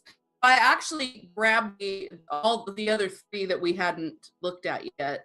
Perfect. And I hand Megaloman's Musings and Ashmode's Codex to Everon, but I hang on to the Ecology of Bloodmuck. Cool. Awesome. All right. Can I sidebar because I wasn't in the room? Sure. Okay. So as soon as I see them exit their room, Yep. I fly. I have a flying speed of 50. So I fly down and get back into the home, Mm-hmm. and I want to go to their room. Oh, okay. You want to go in their room? Uh-huh. Sure. Well, which Their one? room- Because they had their separate room- rooms. Their room, right? their room would be locked. I have these tools. Oh, perfect. Okay. Man, Yeah. So I'm going to pretend. Okay. So we're saying while they're talking to them, before that, you're going over here. Whoops. Sorry. You're going over here and you're trying to get in. Yes. Okay. Good. Thieves tools. Make a thieves tools check. Sleight of hand. Or sorry. Make a dexterity check and add your proficiency with thieves tools. Are you trying to go in the room we just came from? No, he's No, trying to. He's no, slowing it's down time and bedroom. saying when they left their room, since he Mhm. was looking at them and they were going down to the cellar, Mhm. he's saying he would have flown into the house and tried to get into their room while they were going into the cellar to talk to you. Yeah. Were they in the same room? Uh-huh. Oh no. Mordecai and Oriana? Yeah. Yeah. Yeah, they were in the master bedroom. Gross. So I'm going to the master bedroom. Yeah. Okay. So that's how it is in No. their family. So it's 13. It's locked. It's locked. Okay. I'll give you one more check in time before they come back. Fuck. Nope. So you see them come back and they say, friend. Yes, your quarters are this door. And they point to the open door. Oh. So sorry. I thought the doors were locked and I just wanted to be able to get in. You know, it's And I think I would be there, right? Like Yeah. following behind Oriana, and I'd be like, "Oh, I'm sorry. I'm sorry for my friend. He's not used to being indoors. I mean, clearly." Of course. And the two they say, okay, this way, and they go into the room. They bring Odalin in, and the door kind of like locks behind them. And then the rest of you, do you go to your quarters? yeah, I take the quarters that's right next to the master bedroom. You don't want Okay. to. Okay. You I don't want to go in there. You He's don't like, they're gonna gang rape me. I would take the quarters farthest from the master bedroom. Okay, you guys can move your tokens into the guest quarters. Just over here at the top on this area. Boop. So just move down the hall. And, okay, so while everyone goes to their guest quarters, and ERA, I'm assuming you like read your book and stuff like that. Pray for me. You're muted, ERA. Where's the master bedroom? The master bedroom was the door you were trying to get into. So the guest bedroom's like, yeah. Is it here? Yeah, that is the guest quarters. The master bedroom's up here. Okay. I said yes, that's correct. I'd be Gotcha. reading that book. Okay. So is this a room I'm in to sleep in? Yeah. Yep. Okay. Yeah. So that's where he's going. So okay, so let me so everybody goes to sleep for the night. Now, Odalon, what happens to you is Oriana, like Mordecai, like steps out and he goes into this back area where there's like a little study and stuff like that. And he goes back there. But Oriana like takes you to her bed and she says,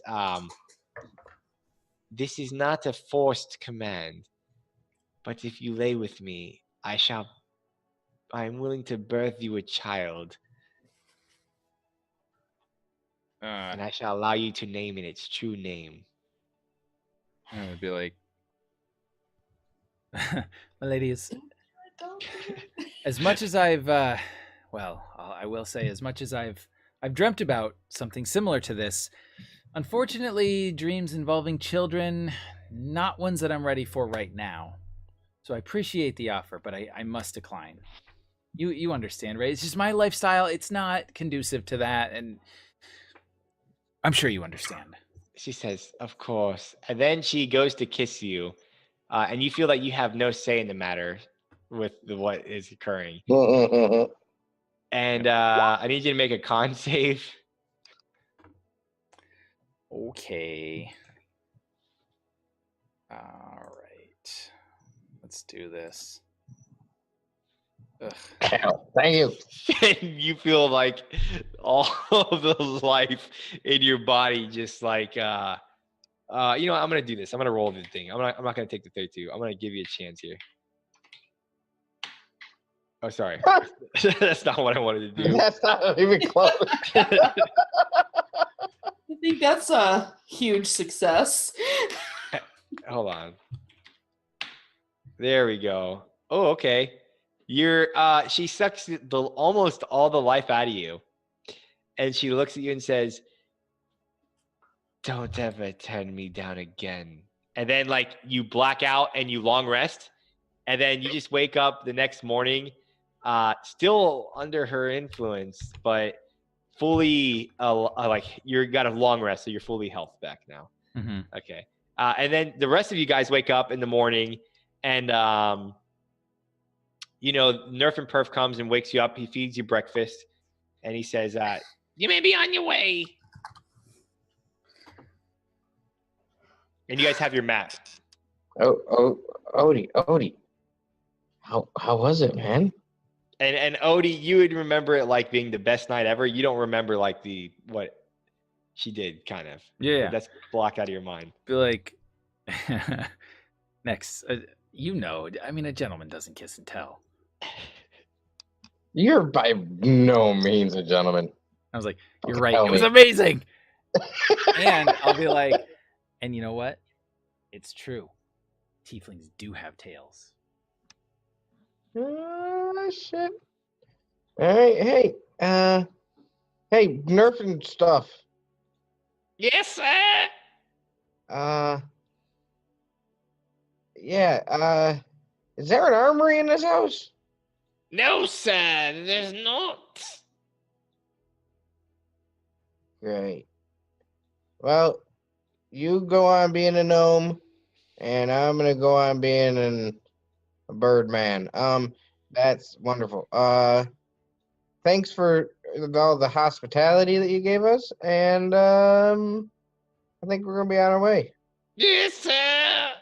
And he kind of just like sits there Do and you have to use the privy, sir? Yes, sir.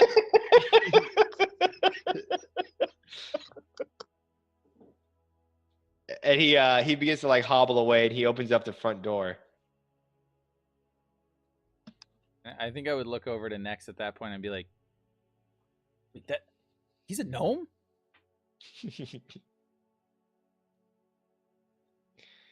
No, you idiot! He's clearly a goblin. Well, that's what I thought. But sorry, I had a word. Goblin. He introduced himself as a gnome. I hate goblins. If I'd have known he was a goblin.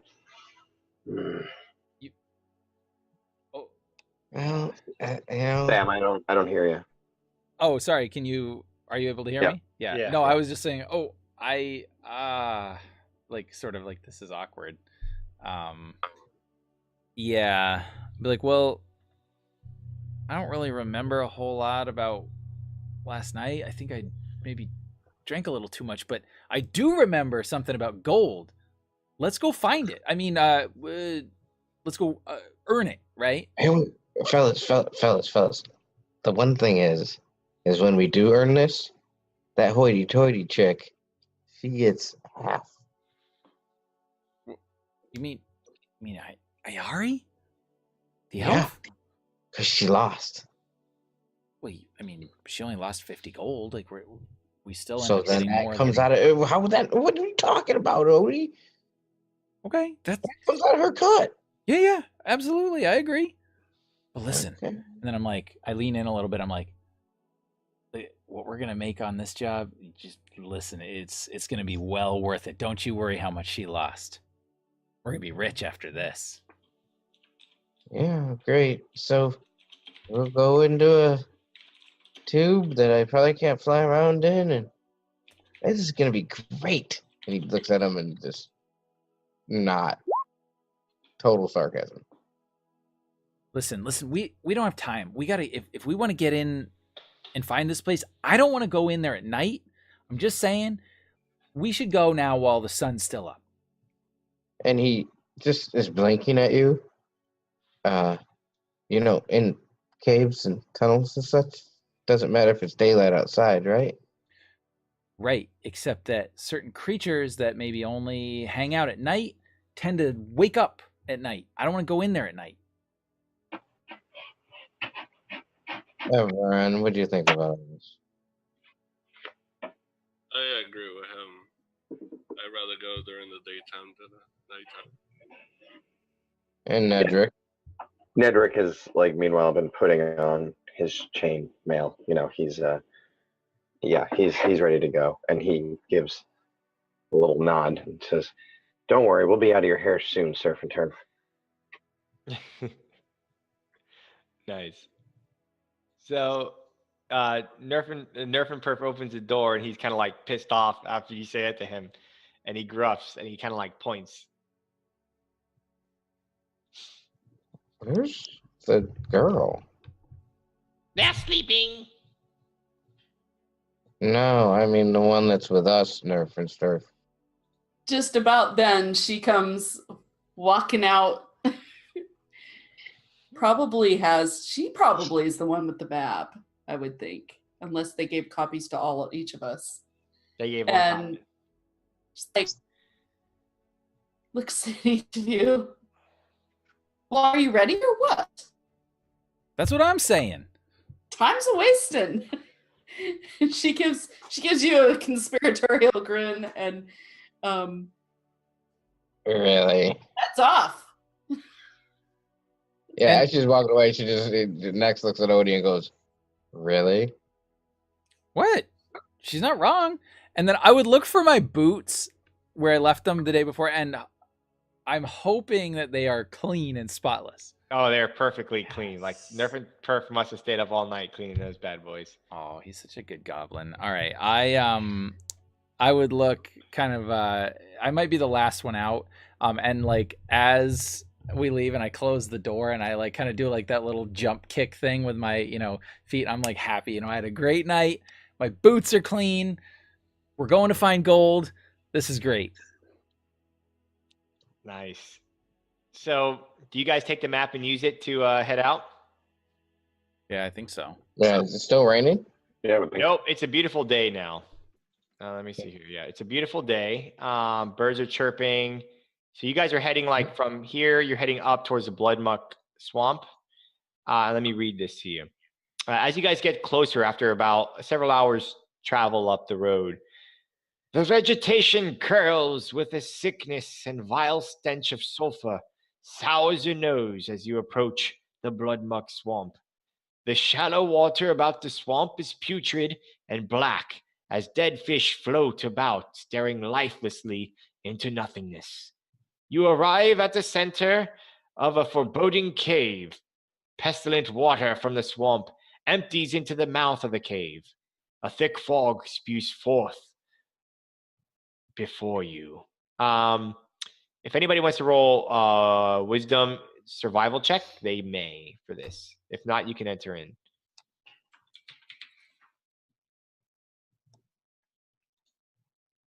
The Bloodmuck, no. I think I would look over to Ayari though, and I would say, so your people are generally frequenting the outdoors.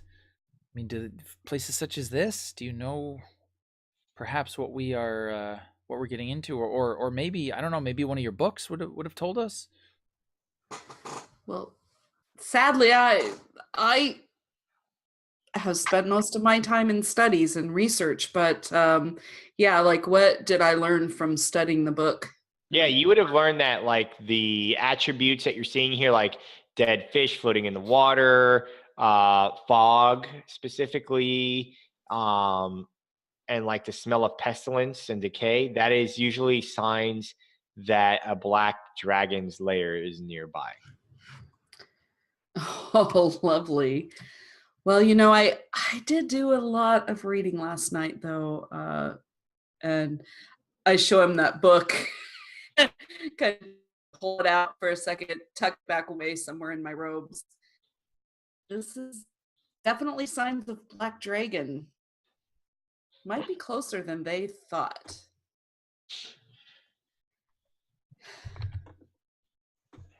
And I turn and I look at the rest of the group. And you see everybody but Expectantly. next, because he's flying outside. And I think are we still in are you there in a carriage again? They would have had no, you guys would have been on foot to get here because you have to go through like swamp pretty much. Okay, yeah, well, yeah, that's not something that Next is doing. So, do you guys enter the cave? So I imagine that Iari probably takes her robes and like hitches them up and secures them so they're kind of like little pantaloons now. I guess she doesn't want to get the muck all over her robes.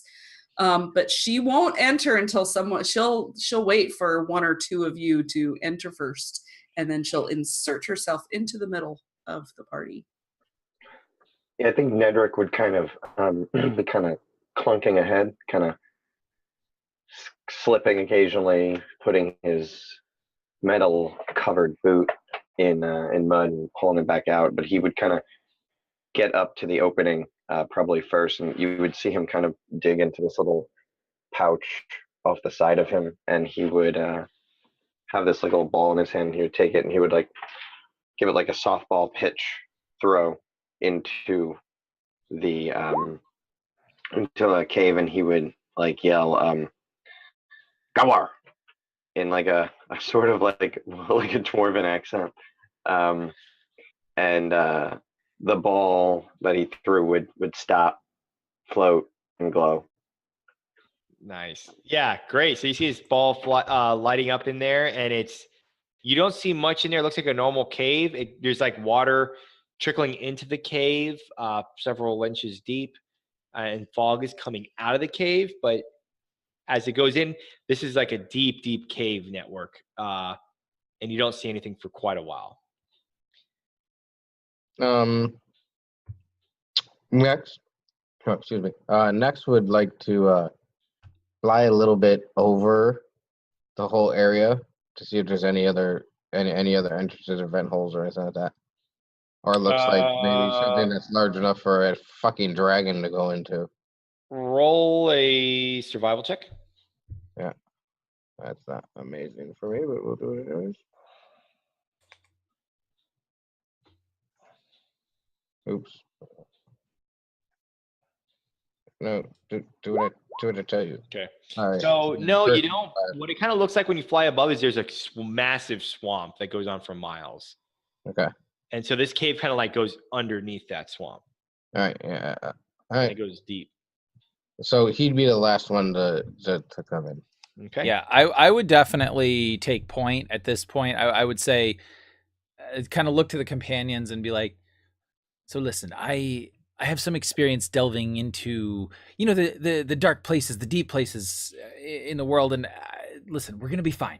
But I need you guys to do me a favor. Stay back at least 10 feet and be quiet. You got it?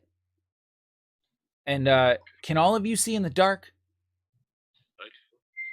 Like, well, I can't. So I'm going to light a torch. I might actually stop you from lighting the torch. And I would just say, if you're going out in front, just take my drift globe. And he'd kind of point like at the ball, kind of hovering and giving off light in 20 feet. Oh, he's like, oh, great, thanks. This will be handy. Does it like hover? Like literally hover? Will it? Or it takes certain commands. So I gave it the command to hover and to light up. Okay. Now it'll stay lit. You could hold it and it will be lit. Cool. Or you could give it like the way I planned to basically use it was like basically if I'm holding it and I need to use something else, I would just say the word and let go of it, and it would float there next to me while I did whatever it was I had to do. Awesome. I'll start like tossing it from one hand to the other, waiting for to see what anybody else says. Yeah, I would pat him in the back again, and actually, I think everyone will gather everybody and try do like a little prayer, and that would be him pretty much using his Spyron leader to give everybody some extra HP. Okay, that gives what? 2 additional. How much does that do? He just put it in the chat. Each creature gain temporary hit points equal to your level plus your charisma modifier. Oh, so that's 4 plus 3, so Yes. 7. 7 temp HP, nice. And then I will cast guidance on the little man. Got it, an Odilon. Cool. And can I stealth?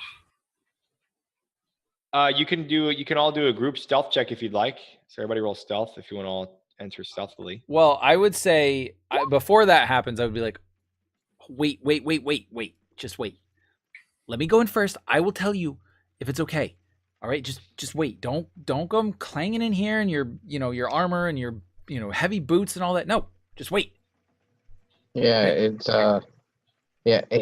you're not going alone.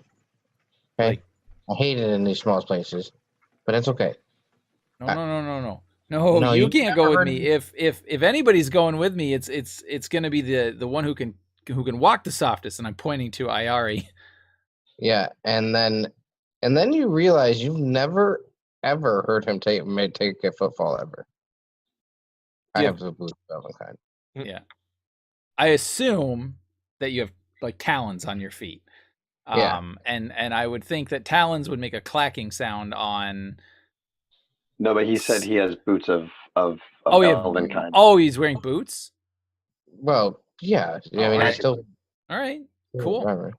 Like, so, are you sure? Because this is like a cave, and you're, and I make like a flapping, gesture, and then I almost drop that globe, and I'm like, whoa, and I catch it. Yeah. Just trust me, little man. Lead the way. So as you go in, Sam, our Odilon goes in. He notices that like this goes on for miles. Mm-hmm. So you're walking in, and let me kind of read here what happens. After several miles, the cave tunnel opens up before you. You can see. Let me move you up a little bit more. There we go. Move the party up. So there's like a cave. You pass by a. Let me give you more light, actually. There we go. There we go. Cool. 2 massive marble doors loom over the cavernous tunnels. Adjacent to the doors, an onyx lever and a decapitated skeletal corpse. Several feet from the corpse is a skull wearing a headband, its mouth ajar in utter surprise. The cave branches off into another tunnel that leads south. The putrid smell of death billows from the southern tunnel. It is a stench few can stomach. And I think, and as you guys see this, this is where the doors would be. Like that definitely looks like the entrance to the temple that was described to you. Yeah. So as far as our mission, this is what we were supposed to find, right? We were just supposed to find the entrance, but we weren't necessarily supposed to go in. Is that right? Yep. Okay. Just for clarification, I'm totally going in. Wait, I'm sorry. I thought we were supposed to go into the cave, but find the entrance to the Orcus, like confirm that it was the entrance to the Orcus thing. Yep. That is. And you did. Well, you're seeing the temple doors right here. So you're several miles into the cave. So we have accomplished our mission in theory. Yeah. Gotcha. There's a lever there and there's a tunnel to the south. Like you guys came from this direction here. Yep. So I would look back to Nex and I would be like, Nex, we found it. Because as far as I am concerned, we are still the only 2 in there, right? No, we had traveled in for a while. All right. So then I would look back and I would say, Well, looks like we found what we were looking for, but I gotta say, kind of meager pay for the possible risk we're taking. Perhaps we delve a little bit deeper. Let's take a closer look at that entrance first. And so Iari wants to look for inscription or something that we can take back to prove that we found the entrance. Like, Yeah. maybe And I'll be Inscription looking. on the I'll be looking doors. for any kind of mechanical traps that might be in here, or some sort of. fabulous. Yeah. Yep. So if you look at the let's see here, the lever that's next to the door, you see that like there's the skull that's decapitated is kind of like near the lever. Let's see here. Make an investigation if Okay. you'd like. Whoever's looking for traps. I heard Yep. that was Odolin. Oh yeah, that's Odalyn. And she'll stand back until he Yeah. does that. Obviously a trap, that lever. Okay. Absolutely. You're like, yeah, this guy's an idiot. Like his head's chopped off. This is the most obvious thing I've ever seen. Yep. You do notice that the skull is wearing a shiny headband though. Oh, I'll take that for sure. Yep. Okay. You take it off. Got it. Yeah. And the door has like inscriptions all written in like abyssal. Oh, I speak Abyssal. That's the one language I speak. Oh wow. Yeah. Yeah. There's a bunch of stuff talking about like the Lord of Undeath resides within all those who come before give homage to him. This is like the Lord of the Orcus is and it has like the symbol of Orcus like on the on the doors itself. Yeah, and so I think as maybe I would kind of look to Ayari and I would be like, so I found something here you might find interesting. And I hold up the headband and I'm like, I don't know if you can make anything of this. Is this magical, enchanted in any way? Ooh, let's see. Did I do?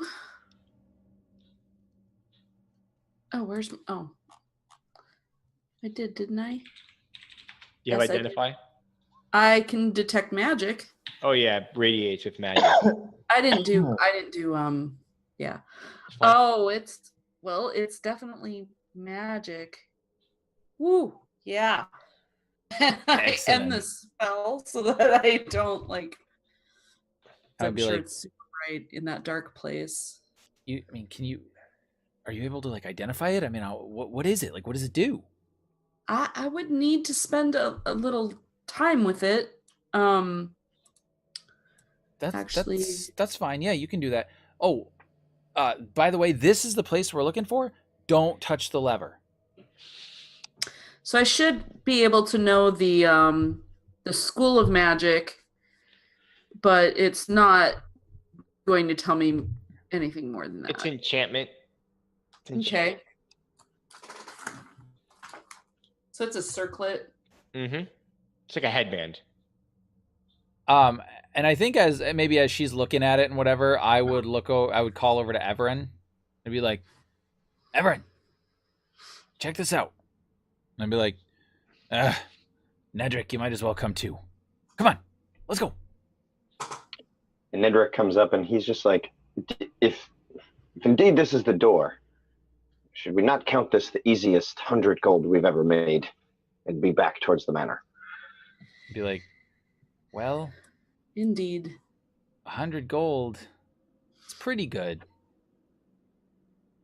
but 100 times Stop being a 100 greedy gold? bastard and let's get our 100 gold, and then they're gonna tell us to come back and go in that damn thing. You know they're gonna. No, But then perhaps we can get them for quite a bit more. But he's just trying to sound smart about it. He doesn't know. And so I would say, does anyone speak the Abyssal language or read it?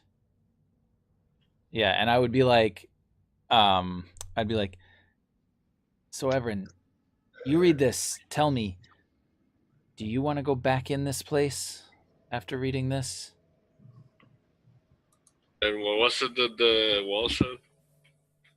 Oh, it made it clear that this is like it said, all who enter here give homage to the Lord of Undeath, the Prince of the Undying, Orcus. Bad So this news is like bears. clearly his thing.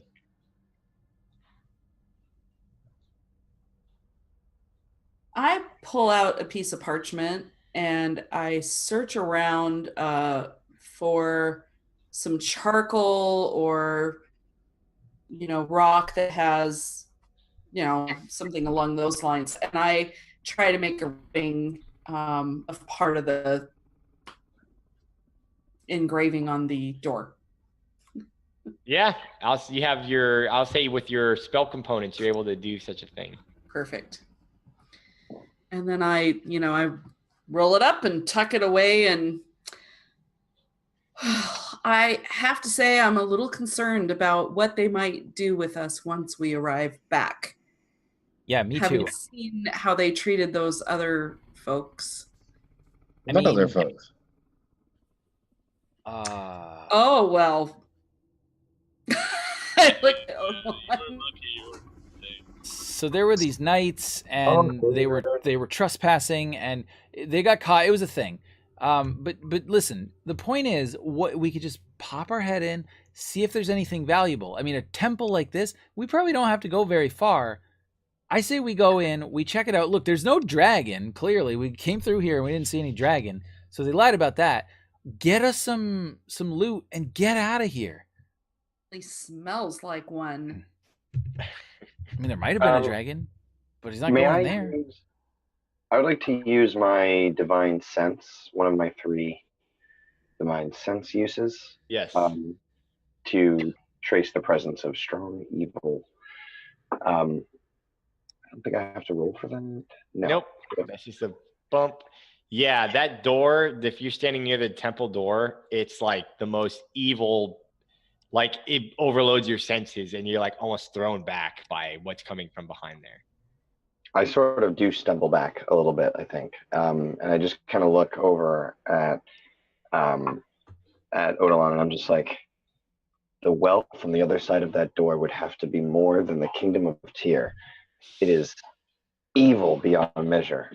Perhaps down this hallway, well, not hallway, but perhaps down other caves, perhaps we can seek a dragon if you are so eager. No. I don't want to. Well, hold on. I don't want to seek a dragon, and I've never been to Tyr, but let me tell you something. You see this poor fool here, and I point to the corpse on the ground. Be like, he tried to open that. This is what happened. Now look, I know it's trapped. Clearly he didn't. I can disarm this thing. You don't put a trap on something that's not valuable. Like this door, we open this. There's probably something right on the other side. We can just take it. We can get out. It's not going to be a problem. Everin is going to tap him and he's going to be like, you got this, buddy, and he will cast guidance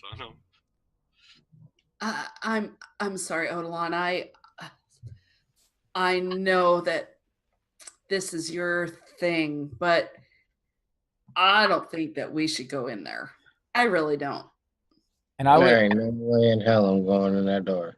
I would look at Ayari and I would be like, how is it that you ever expect to discover the secrets of the arcane when you're not willing to go to the most likely place to find them? There's not just gold and jewels in there. There's likely information. There's likely books, scrolls, whatever you could imagine. I don't know, but this is likely a place. That must be valuable to you. Odilon, you had to just figure out my buttons, didn't you? Still, it's bound to be very dangerous, and there's only a few of us. Maybe we should go let those knights out and let them join us. No. We can't do that. They're probably dead by now anyway. Listen, is it dangerous? Probably, but I mean, yeah, this guy died because he was an idiot and he didn't recognize an obvious trap. But like, this place is old. I mean, of course you're going to put scary words on a door that you don't want somebody to go into. Look, I've been in a lot of these places, and I'll tell you, most of the time, it's broken walls, broken floors, and if you're lucky, you find some broken doors or broken jars with a few things in them. But this place looks like it's in good condition. I think we're gonna find good stuff in here.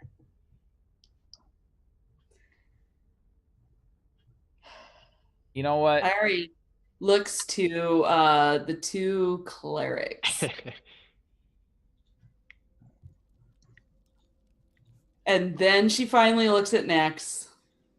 And then she looks back at the clerics, especially Everin, because he seems to have all the keys to the languages and everything. And, well, what do the rest of you think, having heard all that?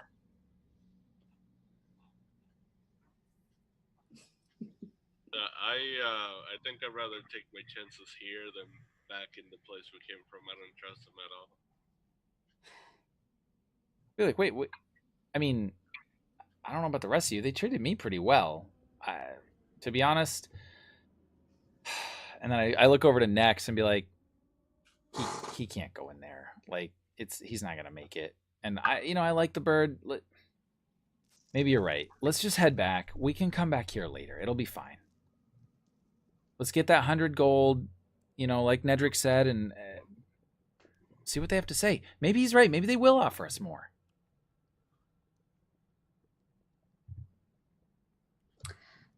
I say we just be on our guard with them. I don't know what to expect after what we found last night. I mean, it seemed pretty logical to me. I don't see any problem. I think you're thinking of your dick. Well, I mean, of course, but who doesn't? Well, I mean, I know who doesn't, but anyway, listen. We're probably going to make more money. What's wrong with that?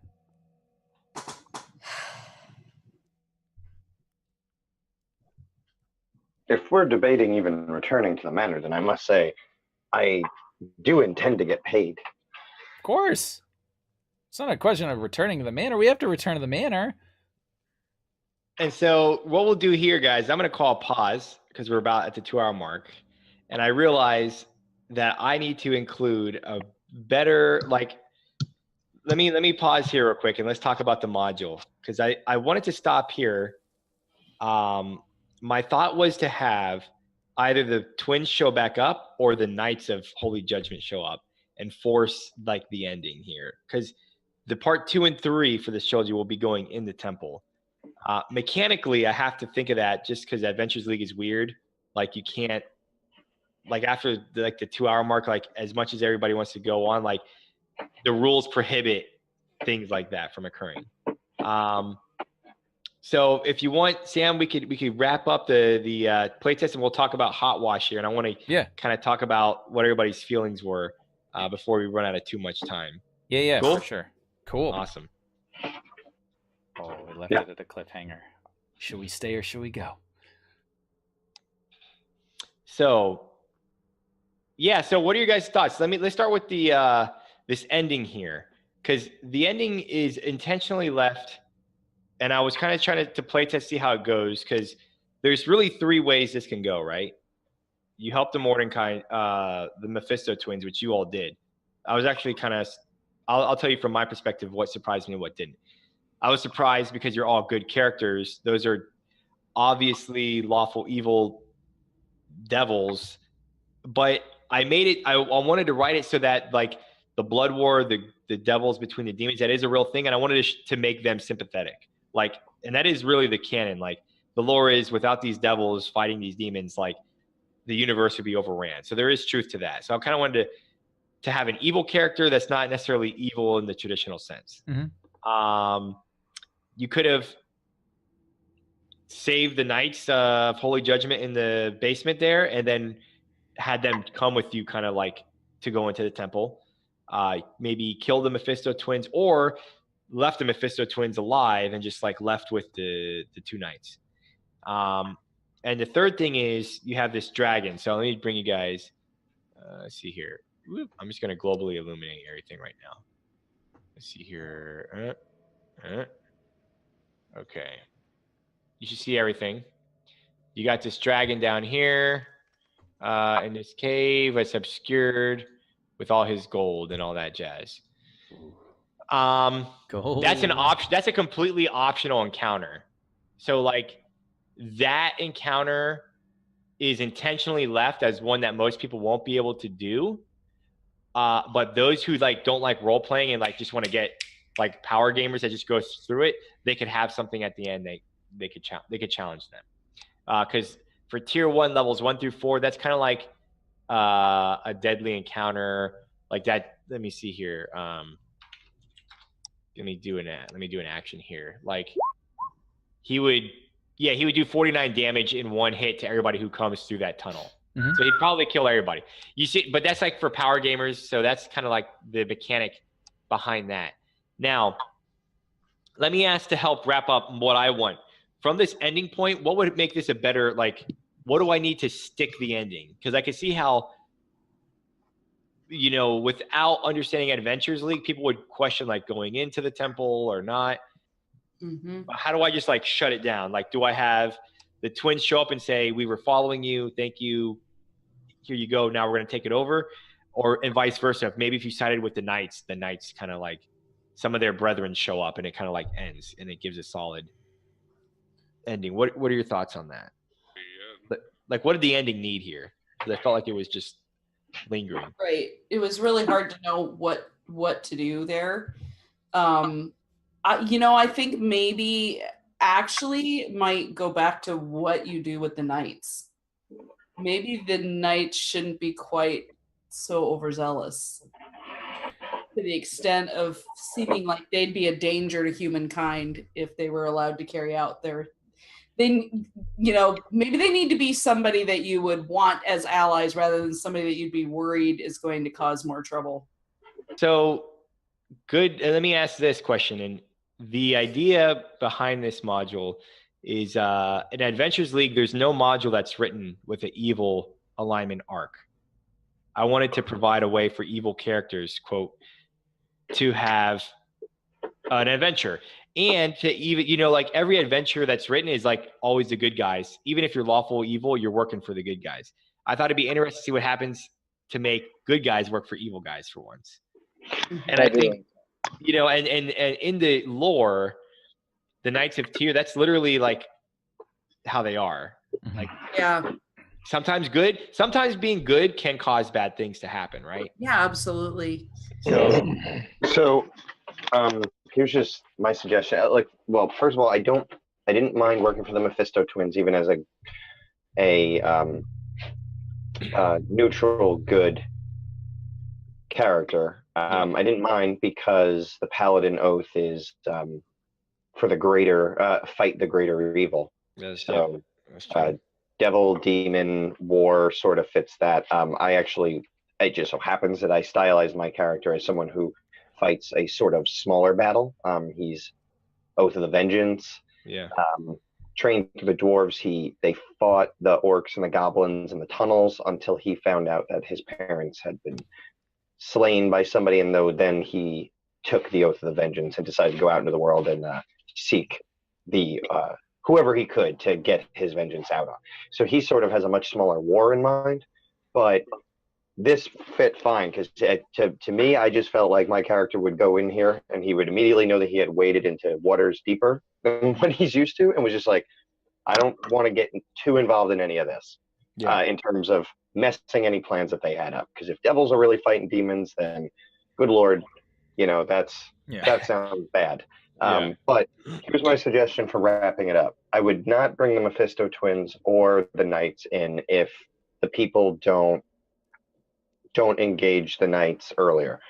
My feeling on that is I personally hate when I make decisions and then the DM goes out of their way to bring the person back in anyway, even though I had intentionally left them behind, and then makes me feel like I'm supposed to take them, which then changes the way I'm playing. I'm trying to feel I have to read your mind and figure out what you want me to do instead of just playing.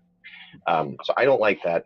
I would personally bring in another completely different type of evil into it. And my suggestion on how to do that would be the dragon. I think it's already there. I would have the dragon call out in sort of a smog-like scene and lay out the temptations for the players, perhaps from a distance, like through the echo chamber of the hallway, so you're not technically engaged with them yet, and you still get to make decisions based on whether or not you will or will not engage with them. But A, it lets you know he's there. Doesn't tell you that there's no traps. You know what I mean? It doesn't tell you you're not going to get hurt if you walk that way. It just tells you that he's there. Allows to give you the information, perhaps something on the other side of the door, perhaps, or even better, like I thought it'd be funny if the dragon insulted the Mephisto twins. Like, oh, you work for those cowardly beings that I chased out of here, like last time, and then you're like, oh, that's why, like, they sent us in here because they knew there was this freaking black dragon. So of course they sent somebody in there to go be bait. Like that makes sense. So then it kind of makes you dislike them, even though you're working for them, and then you get to make the call.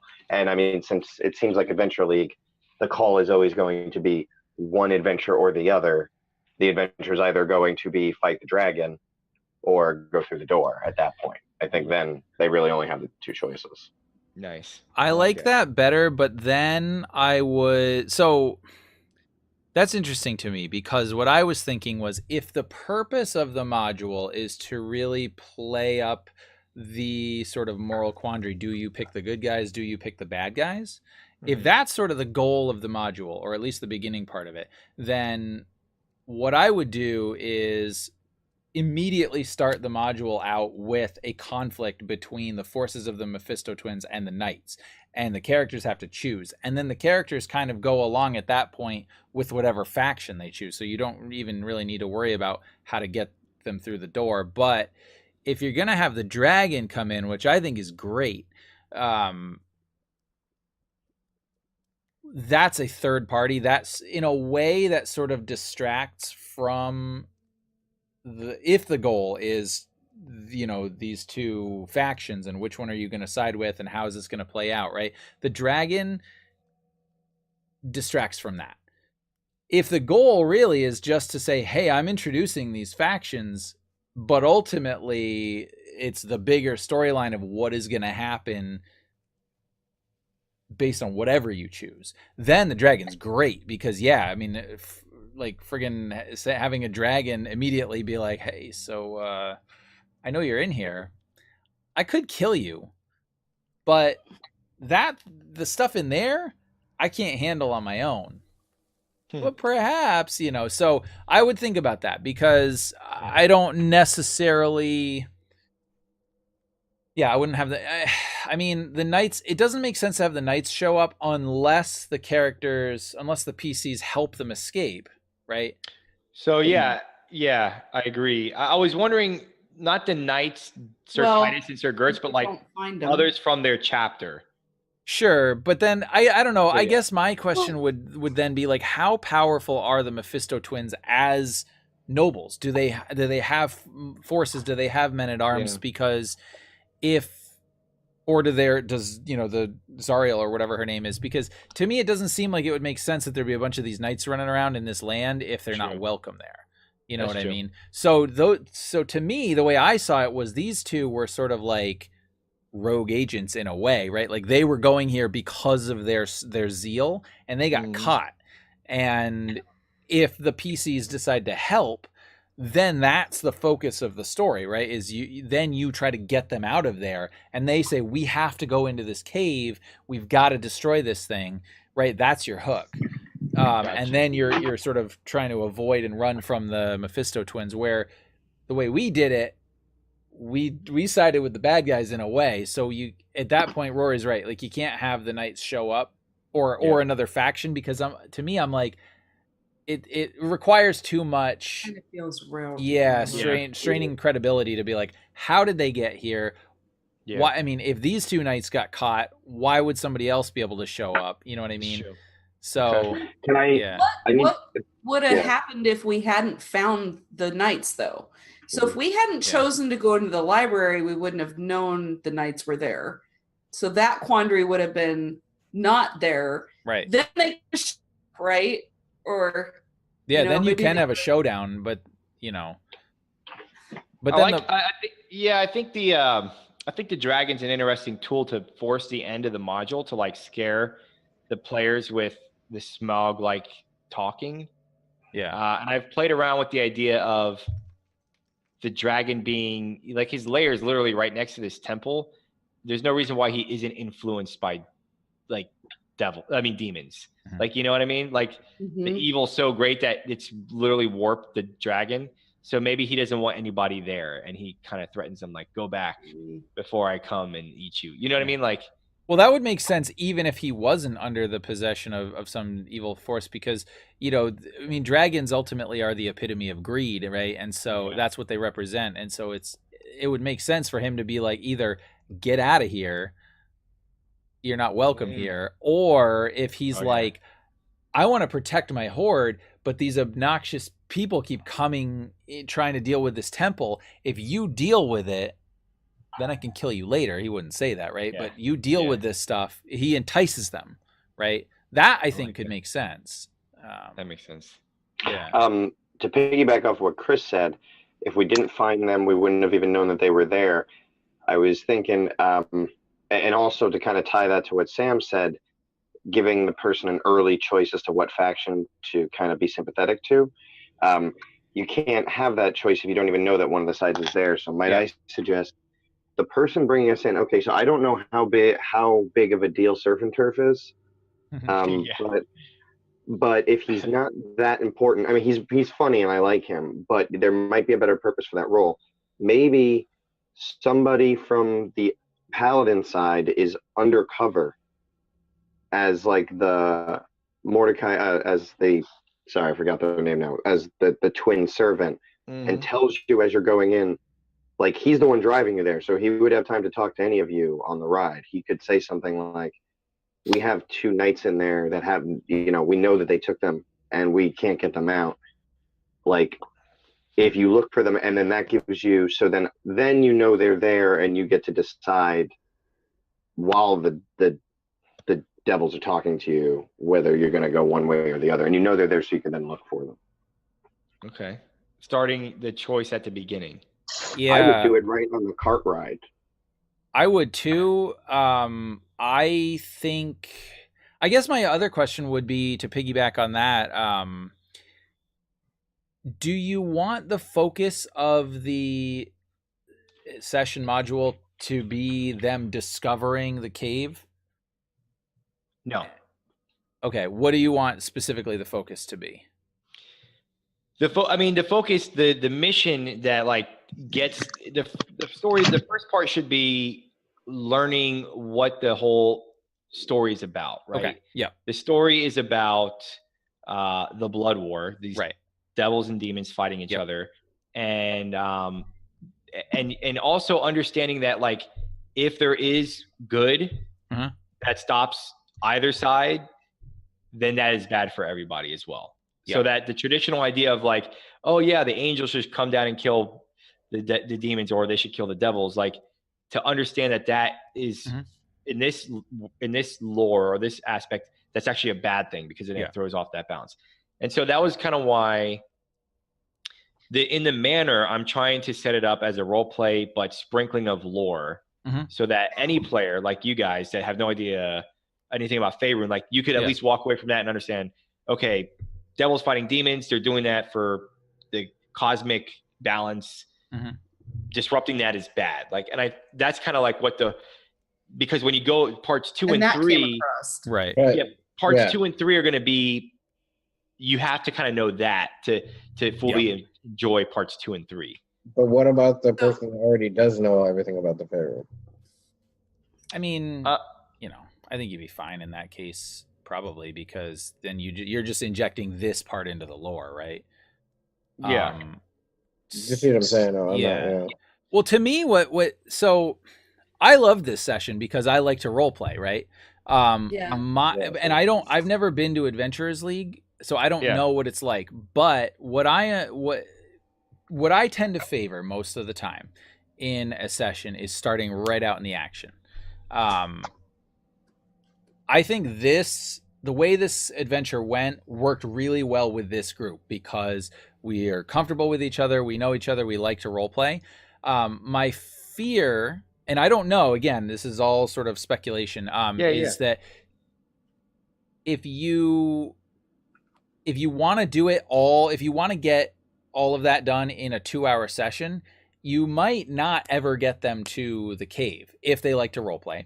And if they don't, you might miss out on a bunch of the lore stuff because they're just like, I don't want to talk to these evil people. Like we're supposed to kill evil people. What do we get to kill? Come yeah. on. So what I would consider is throwing them right into a conflict right away, like, boom. And then I think you guys have a really good point here. Yeah. And I wonder, like, I do like conflict at the beginning. Like the choice should be clear. This model is going to be, I'm taking the good route, like the paladin route, or I'm taking the Mephisto twins route, right? Because for replayability purposes, that makes sense. Yeah.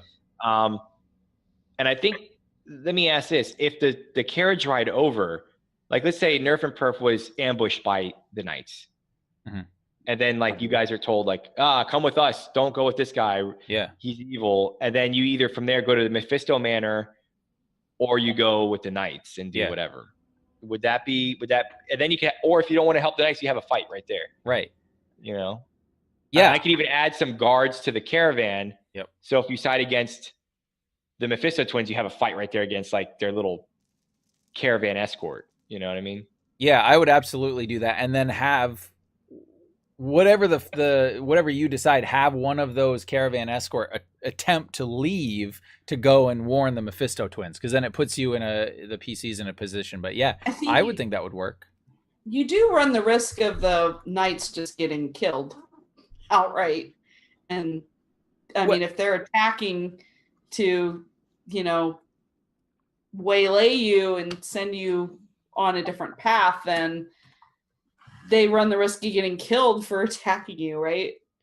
Yeah, Especially but if you as the GM set it up, like if the caravan guards are like, oh no, it's the temp, and then like the Nerf and they're coming to warn you. They're not necessarily attacking. They're saying, hey, you're you're in danger. Come with us. You know what I mean? Right. Yeah, and then they're like, get out of here. You're not welcome in these lands. And then they're like, you're gonna set off events in motion that will destroy the world. And they're like, well, yeah. Yeah. So another question I would have is, now I think I heard you say that the second module is about going into the temple. Mm-hmm. So why tell us not to go in the temple? Why not just, send us in for a MacGuffin? What do you mean? Like send you in and like the quest was find the entrance. Why have the Mephisto twins instruct you not to go in if you actually want them to go in? So why not have them send, they're sending you after something, and once they get it, maybe it's something that they know you're there to do whatever it is they're supposed to do. But so it's really weird, because I'm finding out it's odd from a game mechanic or game design point of view to be stuck with a 2-hour time limit. Yeah. You can only play with levels 1 through 4, and you can't do anything outside of this box, right? And I have to give you a box. So the problem I run is, in order for you not to feel railroaded, I have to give you options. But in giving you options, I have to think of all these things. So then the module grows and grows and grows. It gets really weird. And at the end of the day, like part 2 is about you entering the temple. Like, how do I, you could open it up, I guess, the front door. And then what? You're going to find high level shit that's just going to kill you. You know what I mean? Like, right. Levels. So the idea is not to open the door, because it would, one from a game mechanic perspective, because that's, I just can't. But from a in character perspective, I guess like if you did, you would die. Like, does that make sense? The idea is that the people playing the module that we just played aren't necessarily playing the next module. We're not talking, this isn't playing out a mini campaign. They're all individual. So you're trying to wrap up the end with the expectation that you're not necessarily continuing. No, that you would want to. You'd want to play episodes 1, 2, and 3. Right. Okay. So, because I'm thinking, if you're told to go in, or if you're not told not to go in, then you don't have the conflict of, do we go back and get paid, or do we go ahead and go in? Yeah. And then you still end it there. You end it with them. I think the getting problem ready. is with Adventures League, you can't leave it like hanging, if I understand it right. Like you kind of have to wrap it up, because if it was just a regular adventure module, yeah, you would just say, okay, this is sort of the first part of the module, right? Yeah. But so what I might do is suggest something along the lines of like, you can't get in the door because you need something. You need to decipher the script, and the only way to decipher the script on the door is by going back to the place because they've got a book, right? But they haven't been able to get to the door because of the damn dragon, right? Or whatever. So they're like, look, we're hiring somebody because if you can get into this cave, find the script on the door, decipher it, or at least write it down, bring it back to us, cool. And if you die and get killed by a dragon, then we didn't die and get killed by a dragon. You know? Now, I just want to ask you what I don't know if you can tell me this without ruining any of the other play tests, because you don't want us to know this stuff, but what is the Mephisto twins' end goal? Okay, good, right? Good. So I'll go over this because I'm still fleshing out the story because I'm going part by part, but I have an overarching like general idea. So the idea is that in this temple, there is a portal that leads into the abyss, which is where the demons live, right? They reside in the abyss. The devils believe if they can get into a portal that leads into the abyss, they can kind of think of like warfare, like you now have a behind enemy line situation. They can infiltrate and start attacking the demons from their rear flank, so to speak. So they want to find a way to get into the abyss without like and attack the demons. And they're going to use you guys for that. So like episode 3 is you going into the portal, and the devils will be telling you to like kill the heir of Orcus. So like Orcus's daughter. You're going to find out that Sir Vindictus, Sir in my module is SER. It's gender neutral. Sir Vindictus is actually a female. And she went in and she succeeded, but she was seduced and taken over by Orcus, and they had a baby who's a daughter, who's the heir. And so you have to like kill her at the end. Cool. So and that gives motive to both the knights. The knights want to kill her because she's a fucking demon child, and the devils want her dead because she's like a grave threat. So if the knights got in, they would essentially do the same goal. They would essentially be doing the same thing. Yeah. Just to be clear, both factions would be doing the same thing. Okay. Yep. So and then also to be clear, that's bad. That's a bad thing. Yeah. Because it further shakes the balance. One person goes behind enemy lines, and of course it would just have to be pointed out that if you have a teleporter that then takes you behind their enemy lines, then they also have a teleporter that takes them behind your enemy lines. So that's stupid. But of course, cocky combatants would certainly do that. So that's fine, totally logical. So they want to get in, and they eventually want someone to harm her, kill her. And they think that you can, eventually if you play out these three sessions, the idea is that they will think you are capable of doing that, and they will ask you to do so. And if all goes well, you will do it. Yeah. So everybody wants to send you in. Now, I like it personally when like basically every side, both the side that you expect it from and the side that you don't expect it from, really everything they're asking you to do is really for them, and it's not actually great for you. They're always trying to get the most for the least, right? Like they want to pay you the least, and they want to get the most out of you. Yeah. So, yeah. So far, what we've talked about, I think, is good. I definitely think you want to give the two sides, because from a mechanical perspective, you have it set up perfectly. Either which way they go, the story proceeds the same, which is exactly how you want that set up. So definitely think that's the way you want to go. Let them feel like they have a choice, but it doesn't matter. At the end of the day, they're going the same place. Yeah. I think you should flex the dragon muscle, because people like dragons, regardless if they're not crazy enough to fight them or not.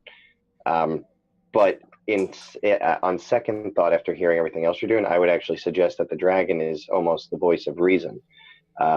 Oddly, I say that maybe the dragon, because if both sides would want you, if their goal is to get you to go in there and do this assassination, which is bad for everybody, what would a dragon's motive be, right?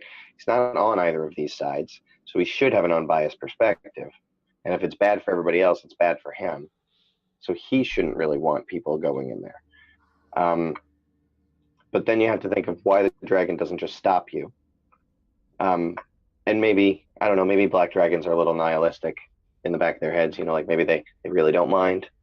But kind of gives you like a last warning to see if you listen, but you of course won't, because you really are either just going to attack him or go through the door. You're not actually going to listen to him ever. Yeah. But maybe he could warn you against either side, like, oh, those stupid twins, we're going to send you in there to go toss the balance of the universe. Well, you'll sure come out richer for it, but I would warn against it. Just something like that. Give you a last warning. I don't even know that a black dragon would do that. I think, though, I mean, personally, for me, I think the dragon should literally just be there to be scary and to be a dragon, because really that's all you need it there for, right? Like, it's a dragon. And if the players are dumb enough to fight it, then great. And if they're not, that's actually a good thing for if they want to go then beyond the module. And they want to come back. But yeah, what I would do is I would start out immediately with a conflict. I like the idea of, the caravan maybe being attacked or whatever, because I would give them an opportunity for combat. I think one way or another, the guards and the knights are going to fight. And then I think that what I would do is say, tell the characters, these are trained knights. The guards will be overwhelmed if you don't intervene. But the knights are there saying to the guys, do you know who you're working for? If you allow these guys, if you go work for these guys, you're going to blah, blah, blah, right? And so you do that moral conundrum, but there's going to be a fight. And then the PCs choose, right? And then what I would do is if they side with the guards, they can overwhelm the knights run away or whatever, they can kill them. If they side with the knights, then the guards are destroyed, and then the knights then lead the quest. They say, we got to get in here, and maybe they have a book, right? Or a cleric or paladin can figure out, hey, there's this door with this magical inscription on it, and we have to figure out what that is, I think too, if I kept the first, because I look at it like building blocks, right? I have the manor. So we have the caravan, the manor, the cave. That was great. Yeah. And so I wonder if I keep let's take the caravan, throw the conflict. You either side with Mephisto twins and you continue to the manor, right? Or you side with the knights. Now the knights, I could keep Sir Titus and Sir Gertz still at the manor captured. So like if you side with the knights at the beginning, then you just go into Mephisto Manor to save the knights. You know what I mean? And then you can get the lore, you can get the books from the library. And if you don't, then finding the knights in the manor reinforces that the knights are telling you the truth. That might be one too many things for a 2-hour game, though. That's the problem. I was just thinking the minute you throw a combat in there, there's probably not enough time for not necessarily combat. If you side with the knights at the beginning, then you throw out the RP for the dinner. Yeah. But if you do fight the knights, then you have the RP for the dinner. Yeah. Yeah. I would. I don't know. I enjoyed some of the RP, but I would keep it shorter. So one thing is, like, I was debating you with the price, and you brought up the Black Dragon. Like, I would honestly maybe make the deal a little bit more upfront. Maybe we were already aware of exactly what we're being paid. And like maybe we were hired through almost an agency or something, like not necessarily, but like maybe we had already seen the contract, knew what was supposed to be there, and had agreed to the price. So then it would take a certain type of character, a certain type of player to argue with that. Most wouldn't. Most would just be like, oh, that's all fair anyway. We knew this was what it was going into it. So like have you start off with the contract in the caravan, the carriage. Yeah. So you were being hired to go into a cave. There was a possible black dragon, and that's a reason to go with the evil side. Right. If you're on if you're a gray zone player, because one side's paying you, and one side's paying you with moral positivity. Right. You know what I mean? So then, and that's kind of the real world conundrum, right? Like, do you go with these people who say, and to be, the funny thing is, whichever way you go, you're doing the same thing, and it's wrong. I think Yeah. still, if you had that they already were under contract to go, and that's why you're going to the manor, then you can still have the role play of the more investigative stuff. Yeah. You know, finding the books. But figuring how? out- Like if you, I mean, you can with that if you go with the evil guys. But if you side with the knights, that throws the whole thing off because that's then true. if you go to the manor, really the only thing you can do is assault the manor to try to get your guys out. So that would have to be the focus of that session, True. right? Oh yeah, So- no, I think that yeah. that would have to be the focus of the session. You'd have to Yeah. end with so maybe what it is they want to get their knights back, right? But they also need so they either need their knights who have seen the door or the map Right. that has Yeah, the location map. of the Yeah. The door. map is with the Mephisto twins. Right. Yeah. Right. So That might even yeah. open up creative possibilities for players that you don't have to plan for, Yeah. but could be fun to react to. Like Mhm. they might decide to go get the map and not your friends. Yeah. Right. Right. And then that's an interesting thing. Like Yeah. then how do the knights respond, which you get to play with as NPC, the DM. But yeah, I think you need to do that. Either you choose side A or side B. Side A are the bad guys. That means you go to the manor, you have the quest, you get the map, you go to the cave. Side B is you go to the manor, and probably that's going to take up the most of your time because essentially you're going to either have to sneak in or fight your way in with the main objective of getting the map and the secondary objective of rescuing your knights. And that's it. You can't then say and then go to the cave. That would have to be But the next upside is session. traveling to the cave took like no time. Like we were there. That Like, felt anticlimactic, that part.